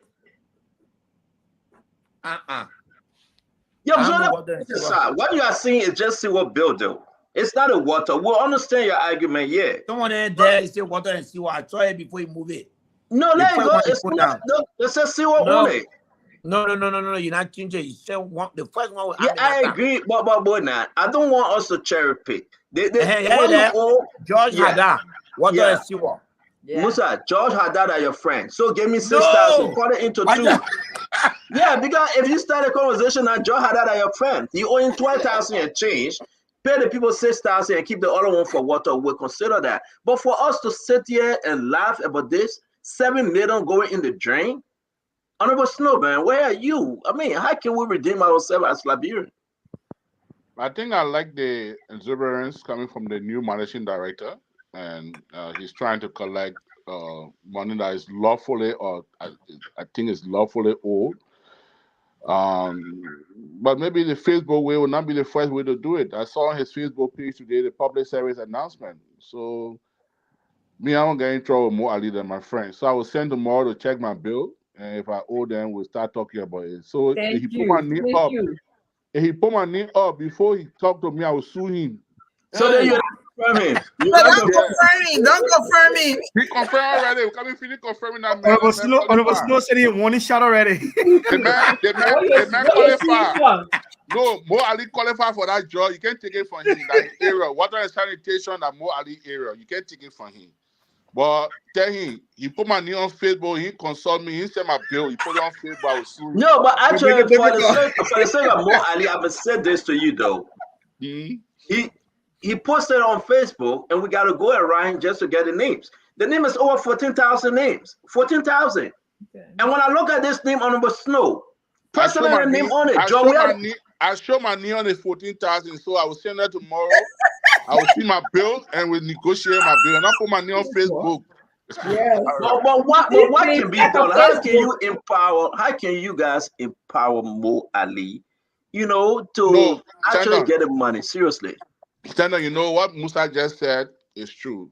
The issue, we need to actually look at the service system in Liberia. For example, as people who are LEC, if you want LEC to your house, you gotta buy your own transformer, you pay the wire, you buy the pole, and then you pay a regular light bill as though you don't get them nothing in return.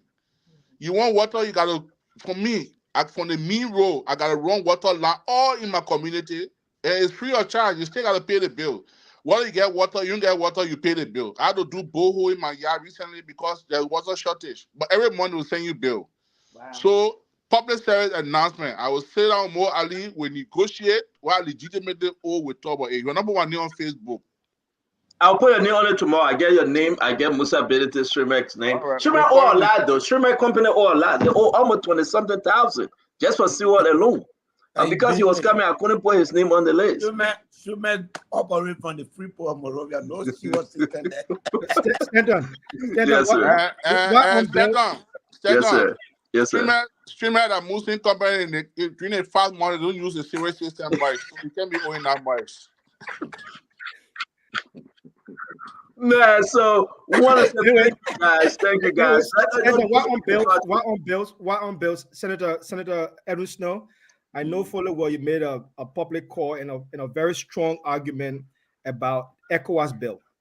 I just hope that is being taken care of, because I know that you've been placed in a very difficult position, especially that you have to be at the parliament and doing everything you have to do there, making all those arguments, taking on the contrary positions. You know, thanks for bringing the issue about that cause paid or paid. When Bama Kamara was finance minister, when you're leaving that job, Liberia did not owe ECOWAS. He honored his obligation up to 2017.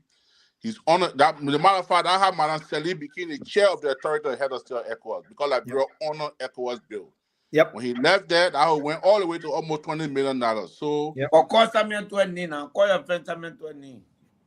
That's Stanton friend that you know that one of my friends. So yeah, that's my friend. So we got to pause there. Look like the what happened here tonight. I will allow Anthony Gerard Dan Yakula to speak, and I want to post something from the executive mansion. Folks follow Spoon Talk because we try our best to be balanced. This is from the executive mansion. A committee has been formulated to review all general-related issues, and we advise the president accordingly. They just posted this. Very good. They just posted this. So, listen, it's important for us to say check and balance is necessary. And I appreciate Nathaniel Fallow, Miguel, Honorable Mervyn Snow, Hassan Belite. You can say what you want to say, man. But we want something new. Stand on. This is the kind of presidency that we're looking for, that can respond. Stand on. Let me tell you one senator that impressed me with this matter, and he didn't authorize me, but I'll call his name. Senator Darius DeLong is one of the strong advocates against this action. he is saying that we must follow the law. So it's not just opposition senators, and even senators within the rescue mission are curious to make sure that the law is followed. He's one of those. So the law is the law. It's not personal. These are our friends who want them to have jobs, but let's just follow the law. That's all. You know, and I'm happy that the president is revisiting this issue. I don't think that it's a one-track discussion. It should be like, let's compensate these people to allow them to exit peacefully. I think I think that the issue of performance has to be included. I think due process is correct. We are going the right way.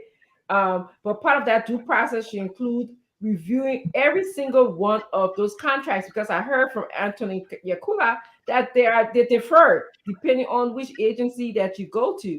And so every single one of them have to be reviewed.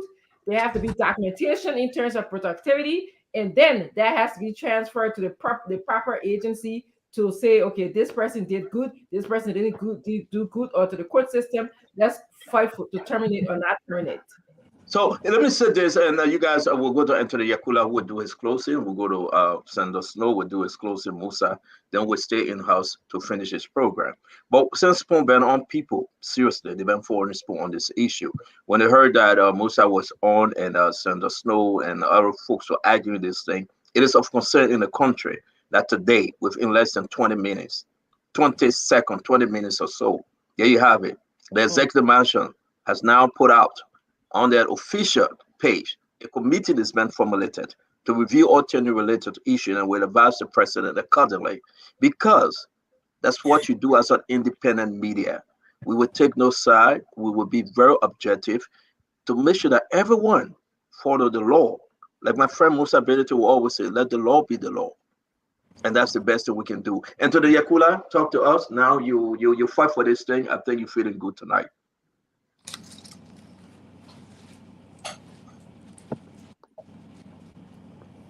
Go ahead, Anthony Yakula. We will listen to you.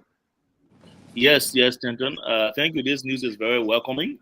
And at Central, I mean, all of the advocacy we do, the work we do is around, helping government to be better, right? We're not enemies of government. We're not competitors. And so to see the president or the executive mansion, backtracking and say, look, let's look back into this process and see how best we can review the issues is very welcoming.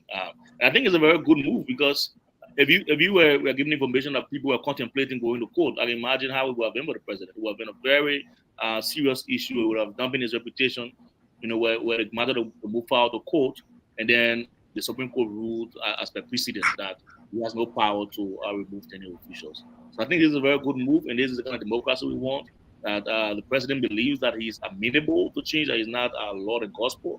When he says something and people come back and say, no, the president, can you look this way? And he's able to listen. We think it's a good move. And yes, we look for the best. And thank you for the invite today. You're always welcome. We hope to have you again, man. You're very, very smart. I read your piece on Data Zero, man. It was unique. We just appreciate you a lot. Thank you for joining us. Thank you so much. You're welcome. Senator, there you have it. You guys make progress today. Then going back to Bushvon Keita, we found time that he will appear on Spoon Talk to clarify what he meant. But I think you guys are winning. The law will be the law. Well, Senator, what I just read from the Executive Mansion website, I think it's... You know. Yeah, very low. So what I just read from the Executive Mansion page, I think is quite encouraging. It's a very good sign, and it shows maturity. I mean, that's maturity. That's good governance, and I hope that we can continue this kind of relationship. I don't think we acted in bad faith. We just want the law to be followed. And those who violated the law must be penalized. Some of the people that have been appointed, I'm very good friends. I want to see them in government. I want to see them working. But I'm also concerned about the law. Like our big brother just said, today it could be someone else, tomorrow be another person. So let's just make sure that everyone benefits from the law, because that's what makes the law blind. Thank you very much, Senator. As always, it's good to have you, sir. Thank you, Stanton. Thanks to everybody else. Thank you. Ms. Coman, thank you. Who Coman? Who a husband? A.B. Coman, the man who arresting the drug people in Montreal now. He's doing a very good job. I'm very proud of him. Okay, thank you very much. You won't create problem. Senator, you're lucky. I love We don't you. want, we We're, don't we're want from peace. our set We here. don't want peace. We want trouble always. Yeah, My see sister Maxwell, now, yeah. my Very sister. respect Maxwell. Oh, boo boo, I said it. Like, why you shout to me that I you know I let him buy with that. Hey, don't start, Dr. Richardson. Sorry, Thank Maxwell. you very much, Senator. Thank you. Musa, you want to close, sir? You're muted, Musa. I think it's good that we're having this conversation, and this shows that this government is proceeding differently, meaning that it will go wrong like anything that is human, but when it listens to criticism, it can take corrective measure. That's what is necessary for us. I think, in my opinion, most of the people on tenure, when they are put to the test, they will not pass the test. It's not worth spoiling the president, spoiling his name on these people. You put them through that test of evaluation of violating the terms and condition of their tenure. Most of them will not see the light of day. But in all fairness to those who will see the light of day, either you keep them or you tell them, let me, get rid of you in a respectful manner, so that we keep the law in place. What this does for all of us, that tomorrow it could be you, and then, we all will follow the law. So I think the spoon, I'm very sure your discussion tonight has led to a quick reaction from the presidency, and we're very proud of that. And I'm very certain that with the coming in of now a new Attorney General, most of the team will be referred to the Minister of Justice for advice before the president can proceed any further. So I think it was a good day. Thank you very much. Thank you very much, Musa. We really appreciate you as always. Thank you for joining us, sir. Thank you. Yes, sir. All right, guys, here we are. Let's make this thing good. We got about maybe 10 more minutes. We got to respect the time given unto us because we have another program there after. Prince Maxwell, Fatima, Conan Gray, Glennie, Dr. Richardson. Let me go to Glennie first. Glennie, I think it was a good news at last. We put pressure, very, very unique pressure to legal pressure. Thank God that we had our legal, the Antonio Yakula, Representative Musa Belete, and a senator. These guys then confirm and say, listen, we're not even entertaining any of them because the law got to be the law. I think it was a good thing. I think it was an immediate response from the government. So that's like they're listening, which is different from where Liberia has come from. Taking in constructive criticism is always the best way to go. Sometimes it may be difficult to swallow, but I think it's also good. And I think also it will probably also allow Buju Ben to also examine his actions today and see if he acted as a knee-jerk moment or if he really considered what he did before coming to the public. But all in all, to now have a committee to look into this is very good, that the issue will be addressed from both sides of the aisle, looking at the tenure people and then also looking from the perspective of the law, and also getting to see what will be next, how to go next, and also considering those two who you can also reference Mr. Nambwe, who resigned earlier.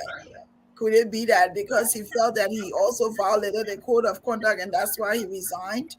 I think it's a good thing that there's a committee set up to review everything and then advise the president accordingly.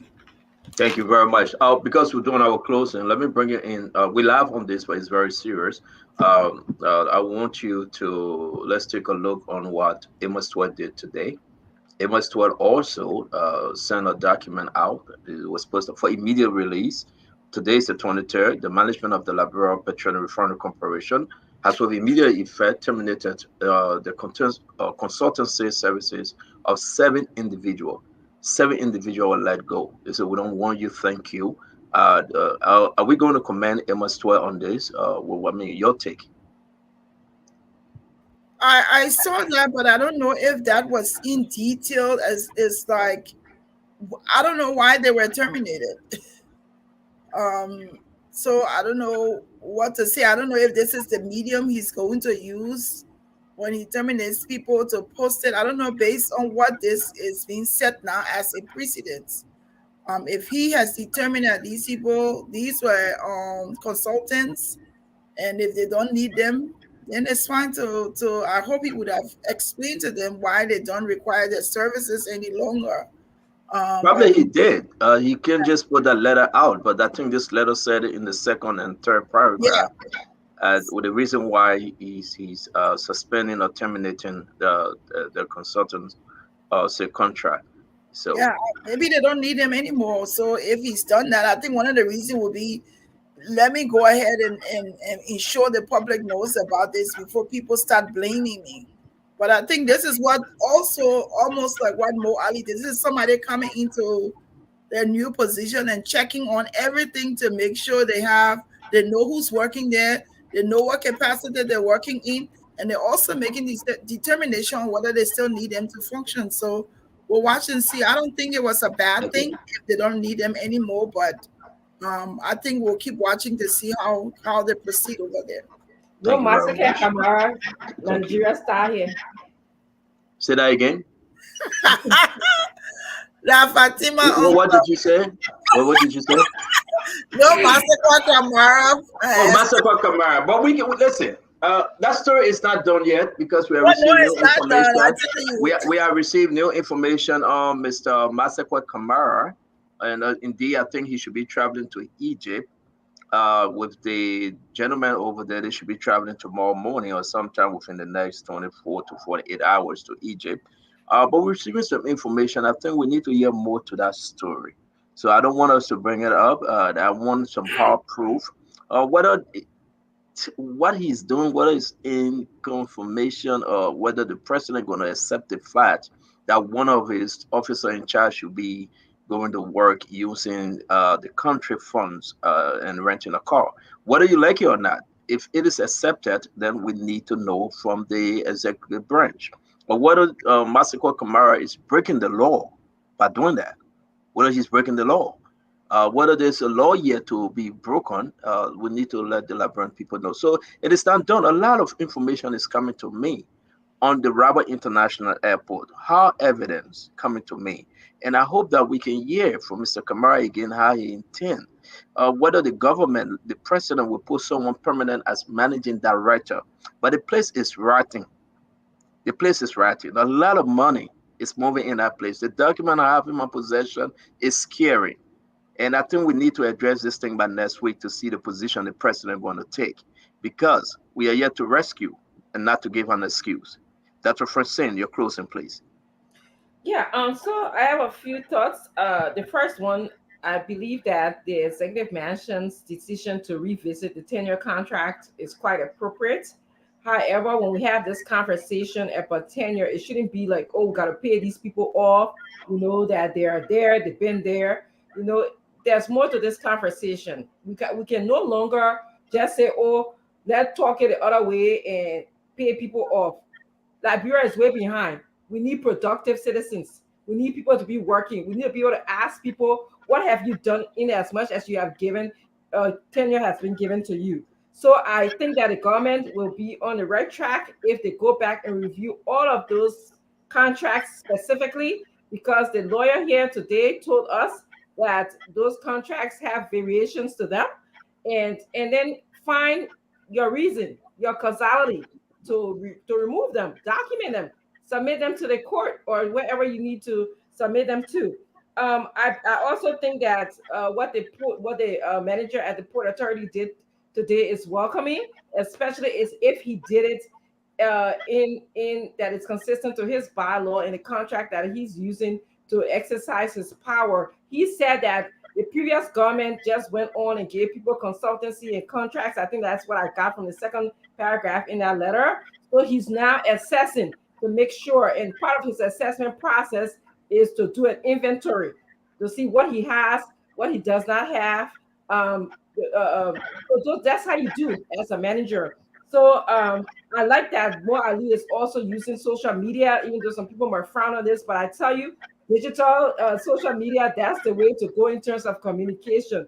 A lot of people in our country have access to Facebook and radio, and they don't have addresses where we can mail things to them for them to receive. So I appreciate the social media aspect. I'm glad he didn't specifically call names. He didn't name, names as how we did here today.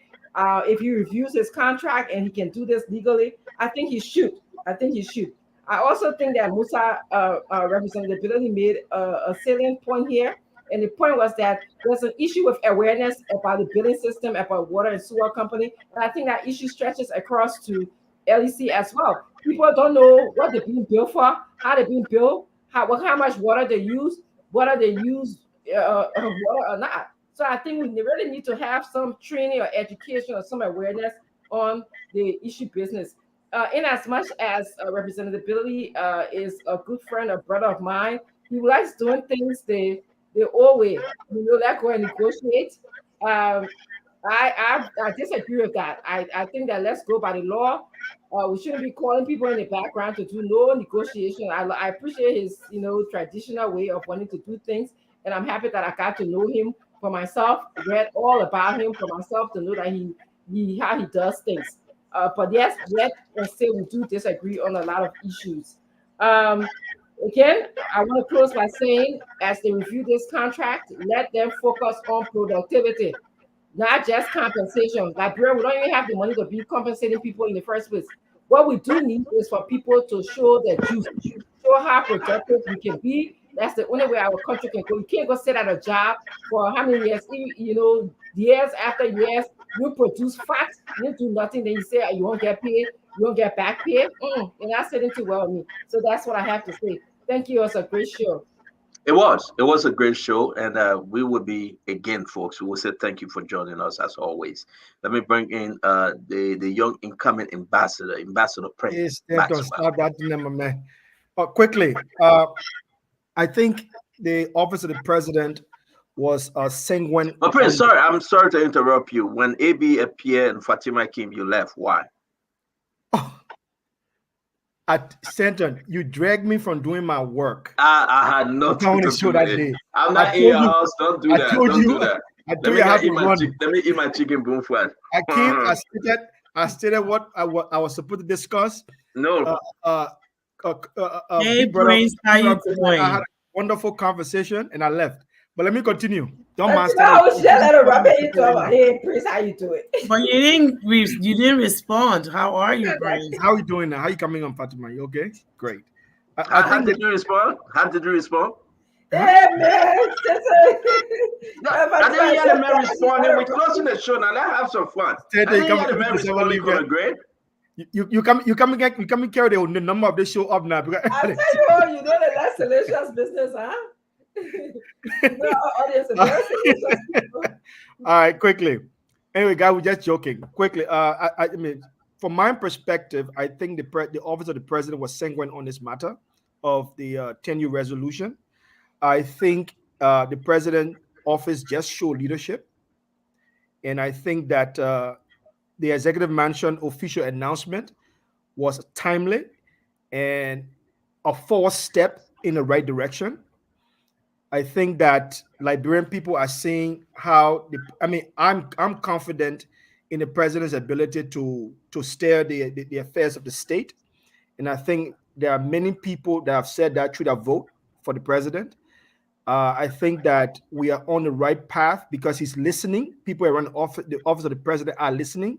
That is the reason why we see a prompt response, not because Spoon is the law and gospel, but because truth is said on Spoon TV. And there are analysis, there are people of authority that come to Spoon TV to give their opinion. So I think it's a listened platform to many Liberians around the world. Quickly, I would say it was great to be on the show with Honorable Edwin Mervyn Snow and Honorable Musa Bility. I appreciate with the two of them being here. And I hope that the 18 million plus that we owe at ECOWAS can be paid so that the foreign minister, the president, Honorable Snow, and all of our representatives at ECOWAS can be free to actually speak their mind, so they cannot have that bill hanging over their head. Lastly, for me, is the issue of the Ministry of Foreign Affairs. The Minister of Foreign Affairs, Her Excellency, Madam Sarah Beslo-Yanti, recently put out a communication to all of our foreign missions and to the general public concerning the recent placement of foreign service officers to the various missions between July 2023 to February 2024. She set up a special committee to look into that, which is a good thing, I think. And many other people are thinking in the same way, to dig deeper into those issues, those challenges that are there, and to be able to resolve it. And I would say to my former colleagues that are in the field right now, please do not do anything with any diplomat that arrive at mission between these times, unless you get direct authorization from the Office of the Minister of Foreign Affairs. If you need to do anything, please write the Office of the Minister of Foreign Affairs. Do not make any authorization without the minister's authority. You now have a Minister of Foreign Affairs. Please accord yourself. To all of those diplomats that are, to those individuals that are now in the field, that are between that period, please send your information and all necessary credentials back home, so that you are not giving a general announcement for the ministry, are you? No.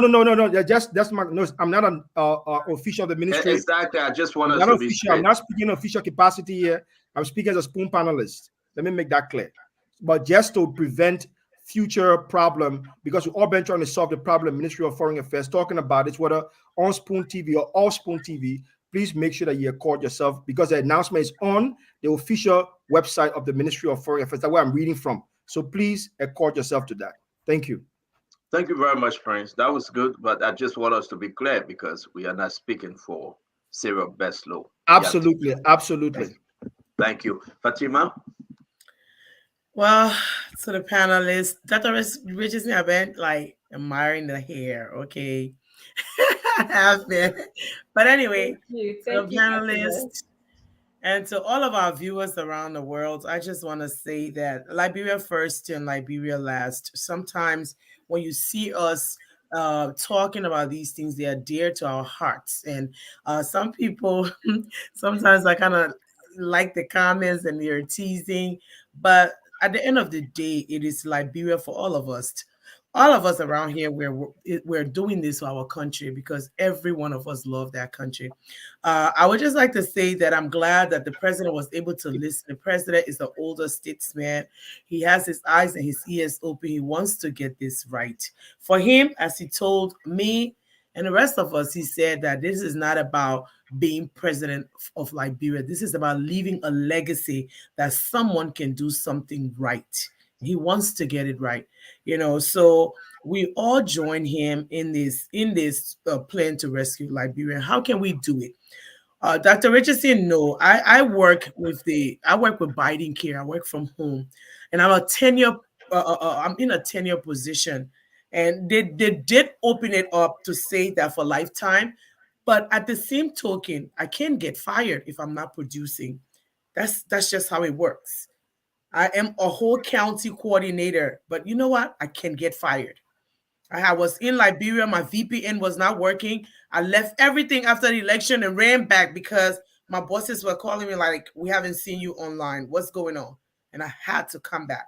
You have to produce. You have to be effective. You have to do the people's job because you're getting paid for it.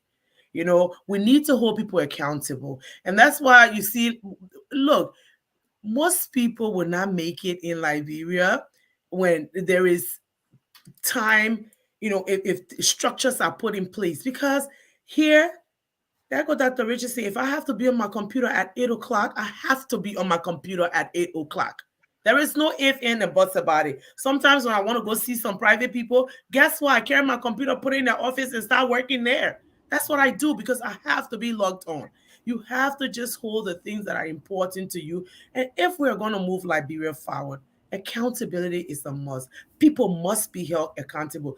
If you're not producing, you got to be let go. And let me tell you something, no one is indispensable. No one is the only person that can do the job.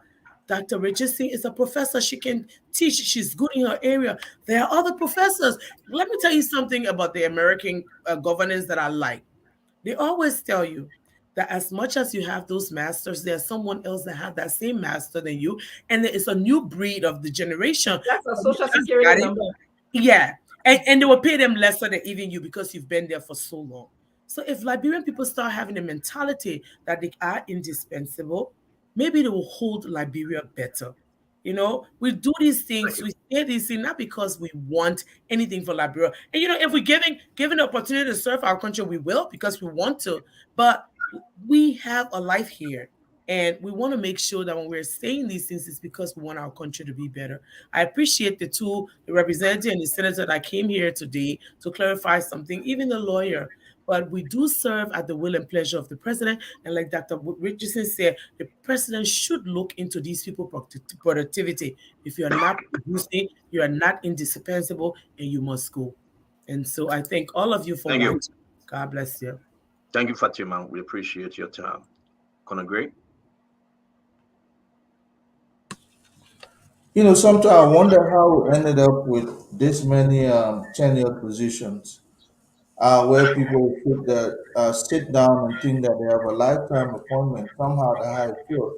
I would have preferred to even seen some of those autonomous agencies privatized, so that we can will out the inefficiency that exists there. If you privatize some of these corporations or organizations where people are tenure, you probably will get more for your dollar. I believe in productivity, and so one of the best ways to move would be that the president start looking at appointing an ombudsman. We do have that opportunity in the code of conduct. So the ombudsman will check on some of these violations that occur while people are turning. And I hope the president will look at that way and hope others will not feel like the likes of Stanton were claiming that the president caved in when it came to the issue of the AFL women. The president, I don't believe in this capacity, caved in. I think he's a man who listens, and that's the kind of president that wins my admiration because he's listening. You know, there's nothing wrong in a senior decision that it doesn't make you a strong man or a weak person. It just makes you someone who is legitimate. You know, someone with a soul that listens. And yesterday I was not too happy the way we handled Auntie Fatima. I think we endanger our life. We have a system where somebody will come and do the wrong thing and then try to throw somebody at the will and pleasure of our people. I think they twisted the words. I don't think she meant how the senator ran with that issue. Fatu loves her country so dearly. I've seen it. I don't know about you. So I don't think anybody should twist the word. And I hope our people will not take that to heart. Fatu loves everybody. You understand? And so all the women who show up here, all of us, think we love our country equally. No one hates anybody. So hopefully the 18 plus million that we're talking about, that's some of the things we're talking about. The president is trying to pay some of these debts that were accrued that will help his government to function properly. Some people are there stopping it. That's why we kick against the idea of stopping, just a supplemental budget that came out. 18 million you owe AU and we can move forward. And there's so many other domestic debt that we need to service. I think And as much as it was not part of the discussion today, I think I should bring it up. And I just bumped into Bombamos. He looked sick.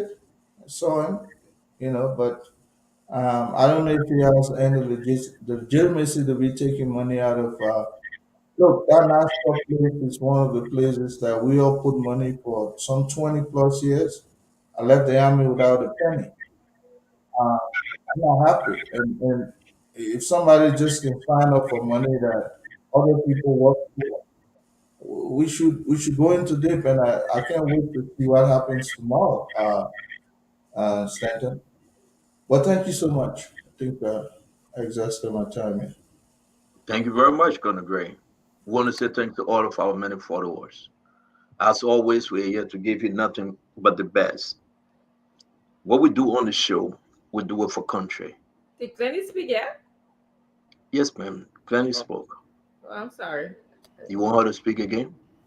Tag, I didn't get close, but he asked me a question, but it's okay. It was a close one. He said afterwards, then he said, it's okay, don't worry about him. I'm good. Let everyone speak, please. I'm not stopping her. She can speak. I'm good. No, I'm good. Go ahead. Listen, let me say something to you, Gunnar Gray. Maybe you can fall for Glennie, Fatima, and Dr. Richardson, and trap. I used to. Glennie, I was born with 9 sisters. Seriously, 9 sisters. I used to this thing. All right? I know how to just brush it off. The best thing you can do, just brush it off. You will survive. Don't listen. Whatever. Glennie finished speaking. She ain't texting me yet. If she wants to speak, she will say. She just Don't mind that. Don't mind. 7:20. I did not remember us speaking. That's why. I answered the last question, and then after I answered, he said, "Let's do closing." But I didn't close. It was the closing. She was staying Celine Dion. But let me say this on my own. Let me say this, right? It is important for us to do this. I appreciate Senator Snow. I appreciate Musa Belete.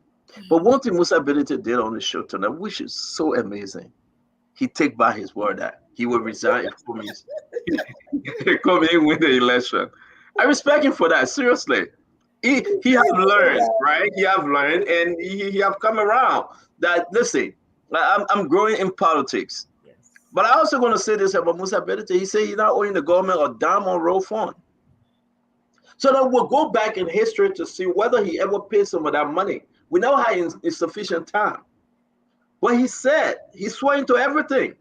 The government owe him. He's not owing the government. This is the big hell of news. Because as you remember, 2022, 2023, we beat on Musa because of road fund. So if Musa can tell us today that the Republic of Liberia owe him, he doesn't owe them, then that means we really need to dig deeper into this thing. I also want to say, thank God for Senator Snow. It's important to note that Senator Snow, Nathaniel Follow Miguel, Darius DeLong, they are pushing with this thing. Said no, the law should be the law. Thank God that President Bouaka, through those involved, said we're going to re-examine this thing, and we're not. Listen, Bushman Keita, I think he shot himself in the leg. And when I said it in that person, oh, you blaming them. People should give my puppet the right advice. There's no way I can cover it. I don't care who vests. Me, there is no way I can cover it. As long as there's Facebook, I will start writing on Facebook. I will start writing on Facebook. Something I don't want to do, but I want to do it. Because you cannot sit there. And I'm not blaming Councilor Keita, no. But I think he was too fast. I think he was. And I like what Musa said. Bring in the Justice Minister, Councilor Twe, and let us sit down and have a conversation.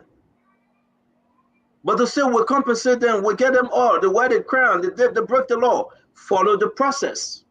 That's who Joseph Iman Bouaka is. One step at a time. Say Charlie Kinton, you brought about the thing I said Joseph Iman Bouaka cave in. I stand by my statement. That my own papa. He was ill-advised. I'm not going to change it. That's me. I will not change it. I believe the president at the time was ill-advised.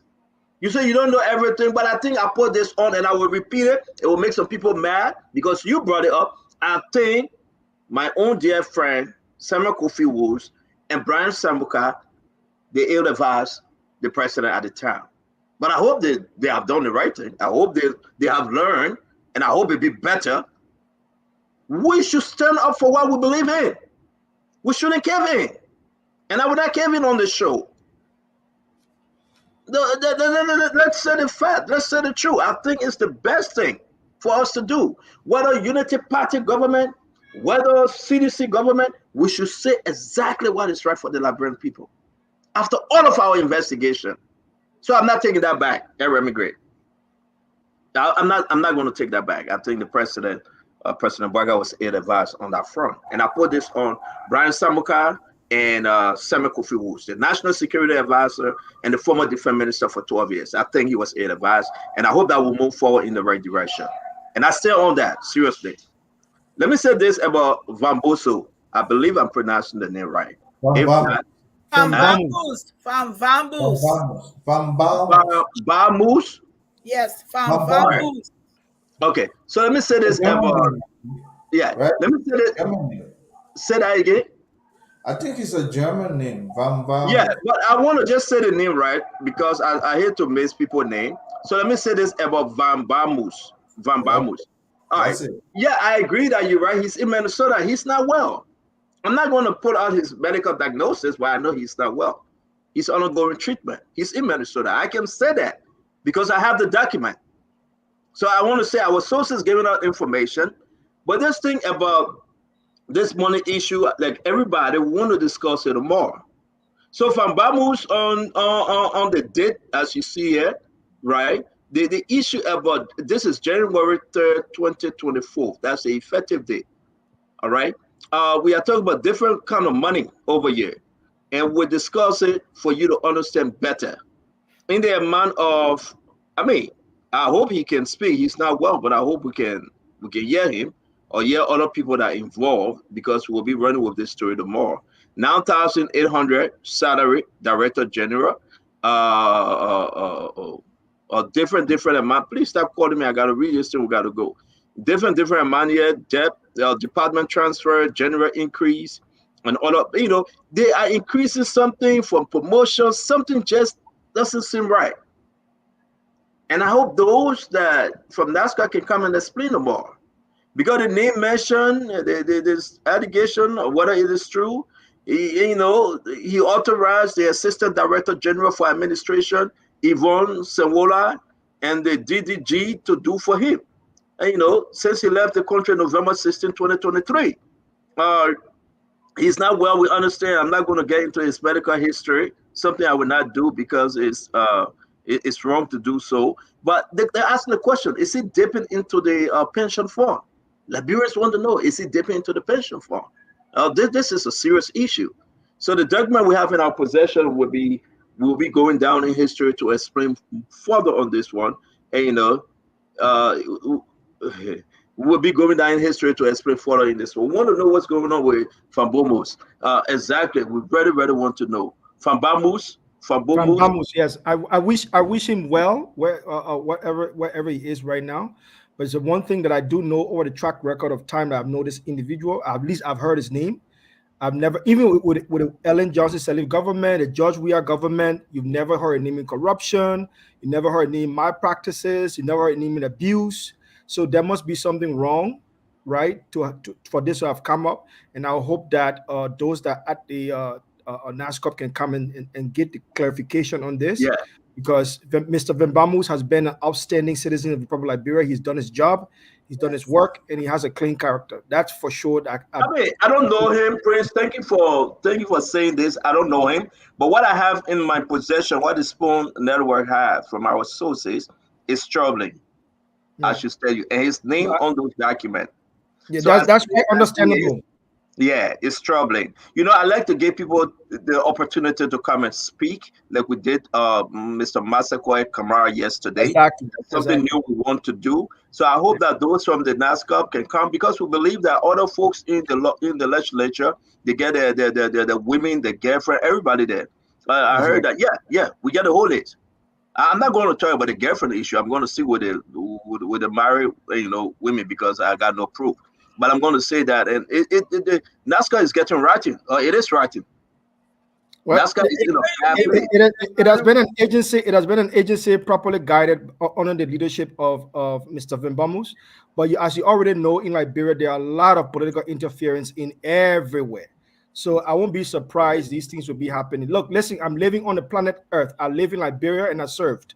I know Mr. Vimbamus. I know the people that work in Liberia. If there is somebody that's corrupt, I'll be clear and say this person is absolutely corrupt. There are people I will stay here and say for the characters alone. That President Boyka was uprooting corrupt folks for this government. Explanation behind this. We have, and listen. So what we're going to do, starting next week, we'll be calling some.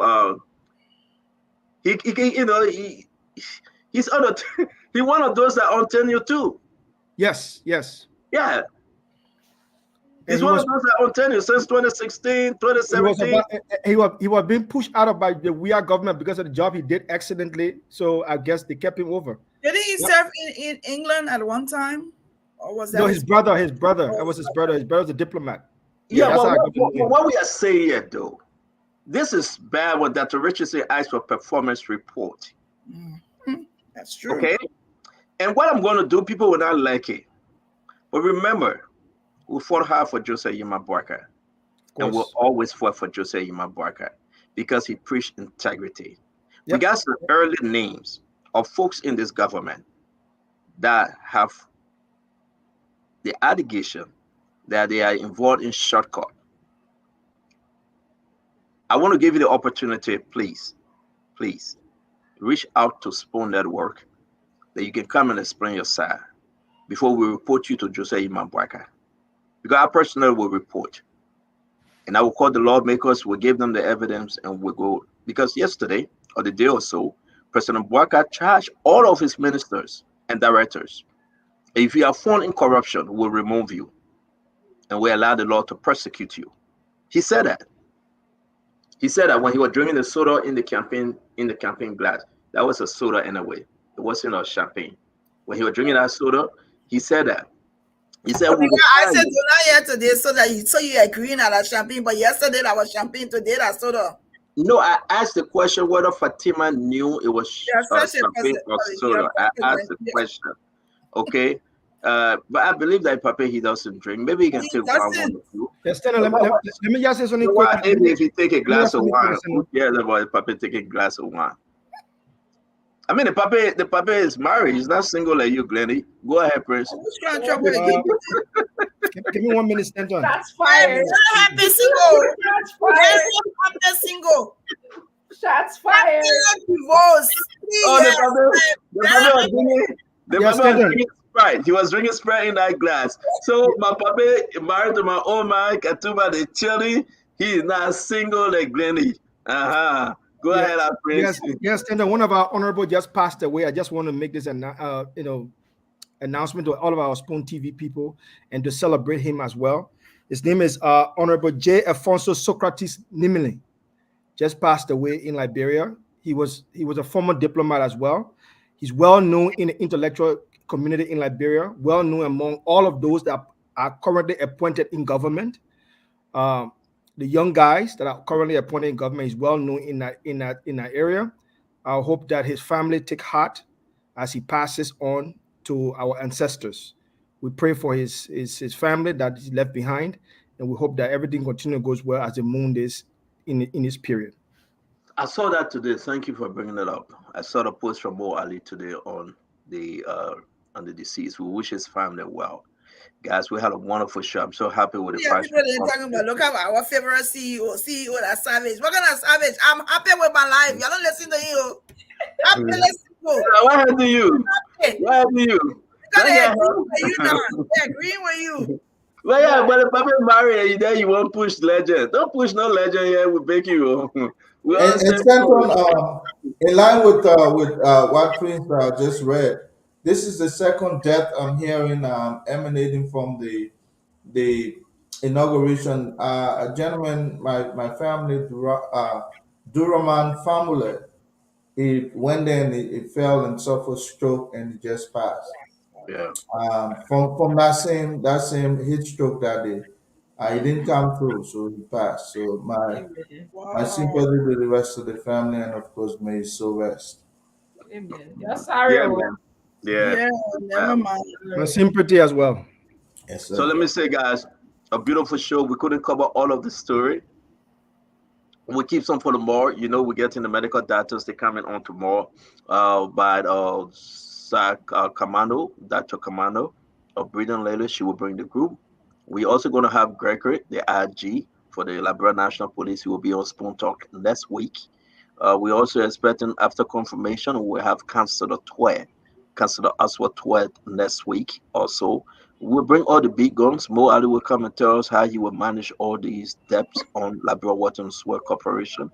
Again, we have lists of folks that in this government just started, but they have engaged in corruption. We will compile those lists, verify all of our information, and we'll forward it to the leadership of Joseph Yimabwaka, and we'll have to expose them. I can love you. If I do anything, please tell me. I will ask you for forgiveness. But people will not come in this government and they think that they can use the quietness of President Bwaka to exploit the nation. If your lawmakers or whosoever you are will expose you. So what the few we have in our possession, we'll start naming and shaming them. They can go to the courthouse and sue us. We'll use allegations. We'll use our sources. So when you go to the courthouse and sue us, we'll say that allegation and you'll be on your own. Okay? But we will verify our story and we will announce it. If we can do this today, it will never be done. Joseph Bwaka cannot do it alone. Okay, all those that are around President Bwaka, they cannot do it alone. If you owe the government and your minister or director, pay the government. If you want to cut shortcut, we will expose you because we are everybody in Liberia giving information now. And thank you, folks. Every ministry, every agency, they are giving information free of charge. The people are so tired. Even in the legislature, it will surprise you, Dr. Richardson. My phone, they WhatsApp messages, and I can promise you, I will not expose you. That gave me information. Once you give me that information, we will protect you. You are saving Liberia. You are protecting the interests of your children, your grandchildren, and the next generation. When you see something, say something. When you hear something, say something. Don't sit there for these people to enrich themselves and suffer you. We encourage every one of you. If you call me, you get me, text it to me. And I can assure you, my friend, even if you want transportation, we'll give you transportation to go for that information. That's what we are right now. No, seriously. No, even if you want transportation, we will give it to you to send out because it's about Liberia. Everybody got to be vigilant. We don't went to the military, Ascot and Gray. You got to sleep with one eye open and one eye closed. I get good night, good night.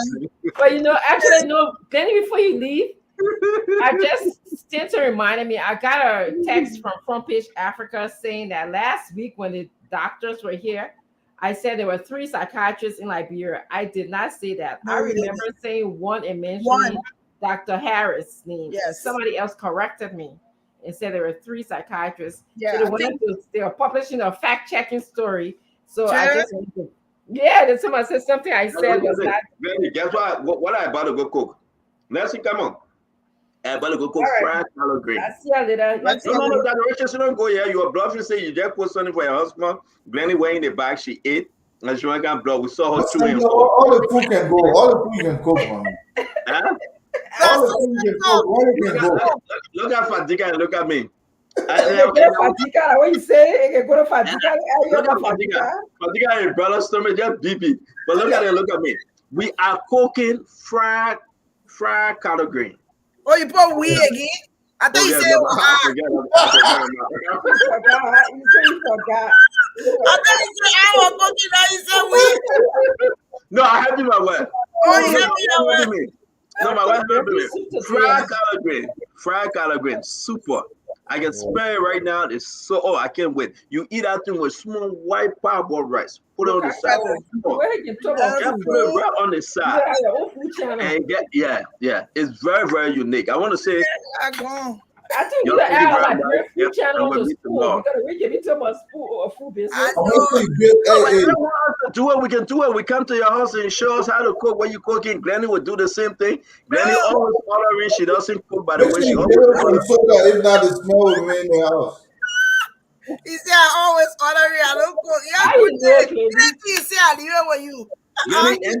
Glenny enter cook dry ref for all the other days she can bluff. Now I knew the woman, right? The woman coming for something else. The woman get the dryer, get Glenny go share the dryer. That my own the dryer. I say you lie. Now you cooking. Enter cooking. Don't do that thing to us. Thank you. See you guys later. Bye bye. That was a good program. Bye. Yep. Nelson, it's good to see you, Nelson, as always. Thank you for coming. Thanks to Yekazi. He did extremely well. That's a good day. That's a good program. What do you got coming up, Nelson? Your show tonight will be on what? Yeah, so there has been some discussions around this free tuition policy at the University of Liberia. So we want to move on with that discussion tonight. We've invited some folks to join us. We look forward to seeing them.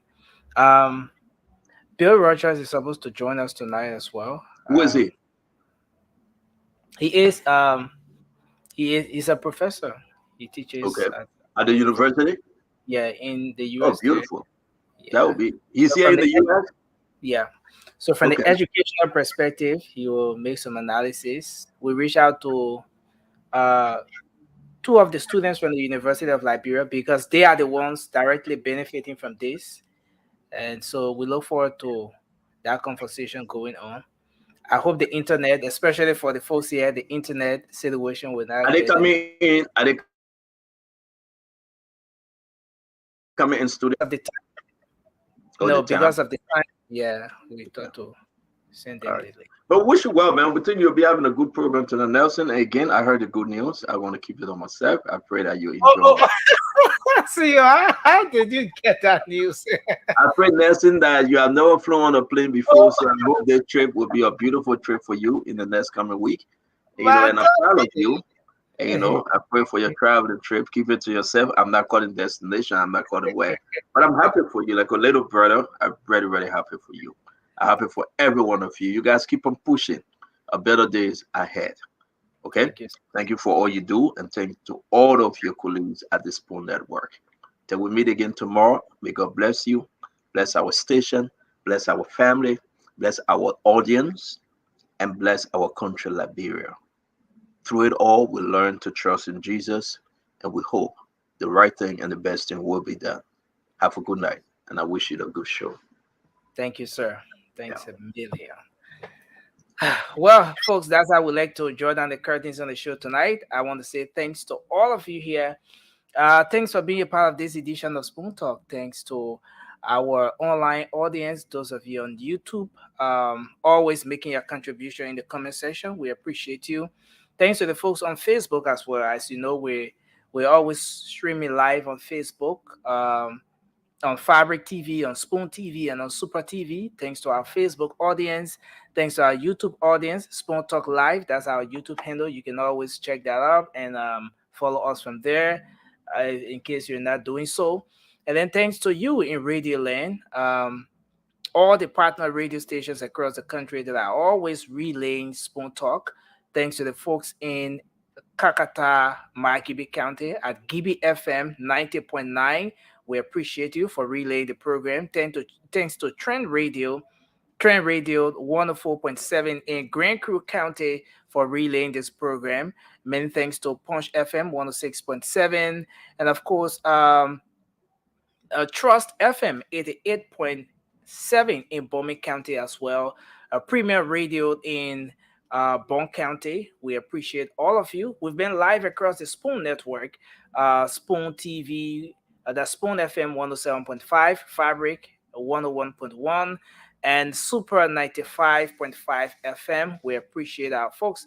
Thousands of you in Radio Lane who always charge your battery. Make sure that the radio is set every night to join us on Spoon Talk. Well, this program has proven to be Liberia's biggest platform. This is where Liberians gather every single day to get authentic information about the happenings across the country. And so I'd like to say welcome. I'd like to say thanks to all of you who have been here.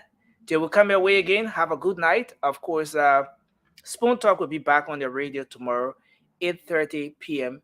Liberian time. I'm Nelson Colette. Coming up shortly is the late night show. It's going to be a fascinating conversation tonight. You don't want to miss that. Until then, have a good night. And Liberia is all we have. So let's remember to keep the peace. What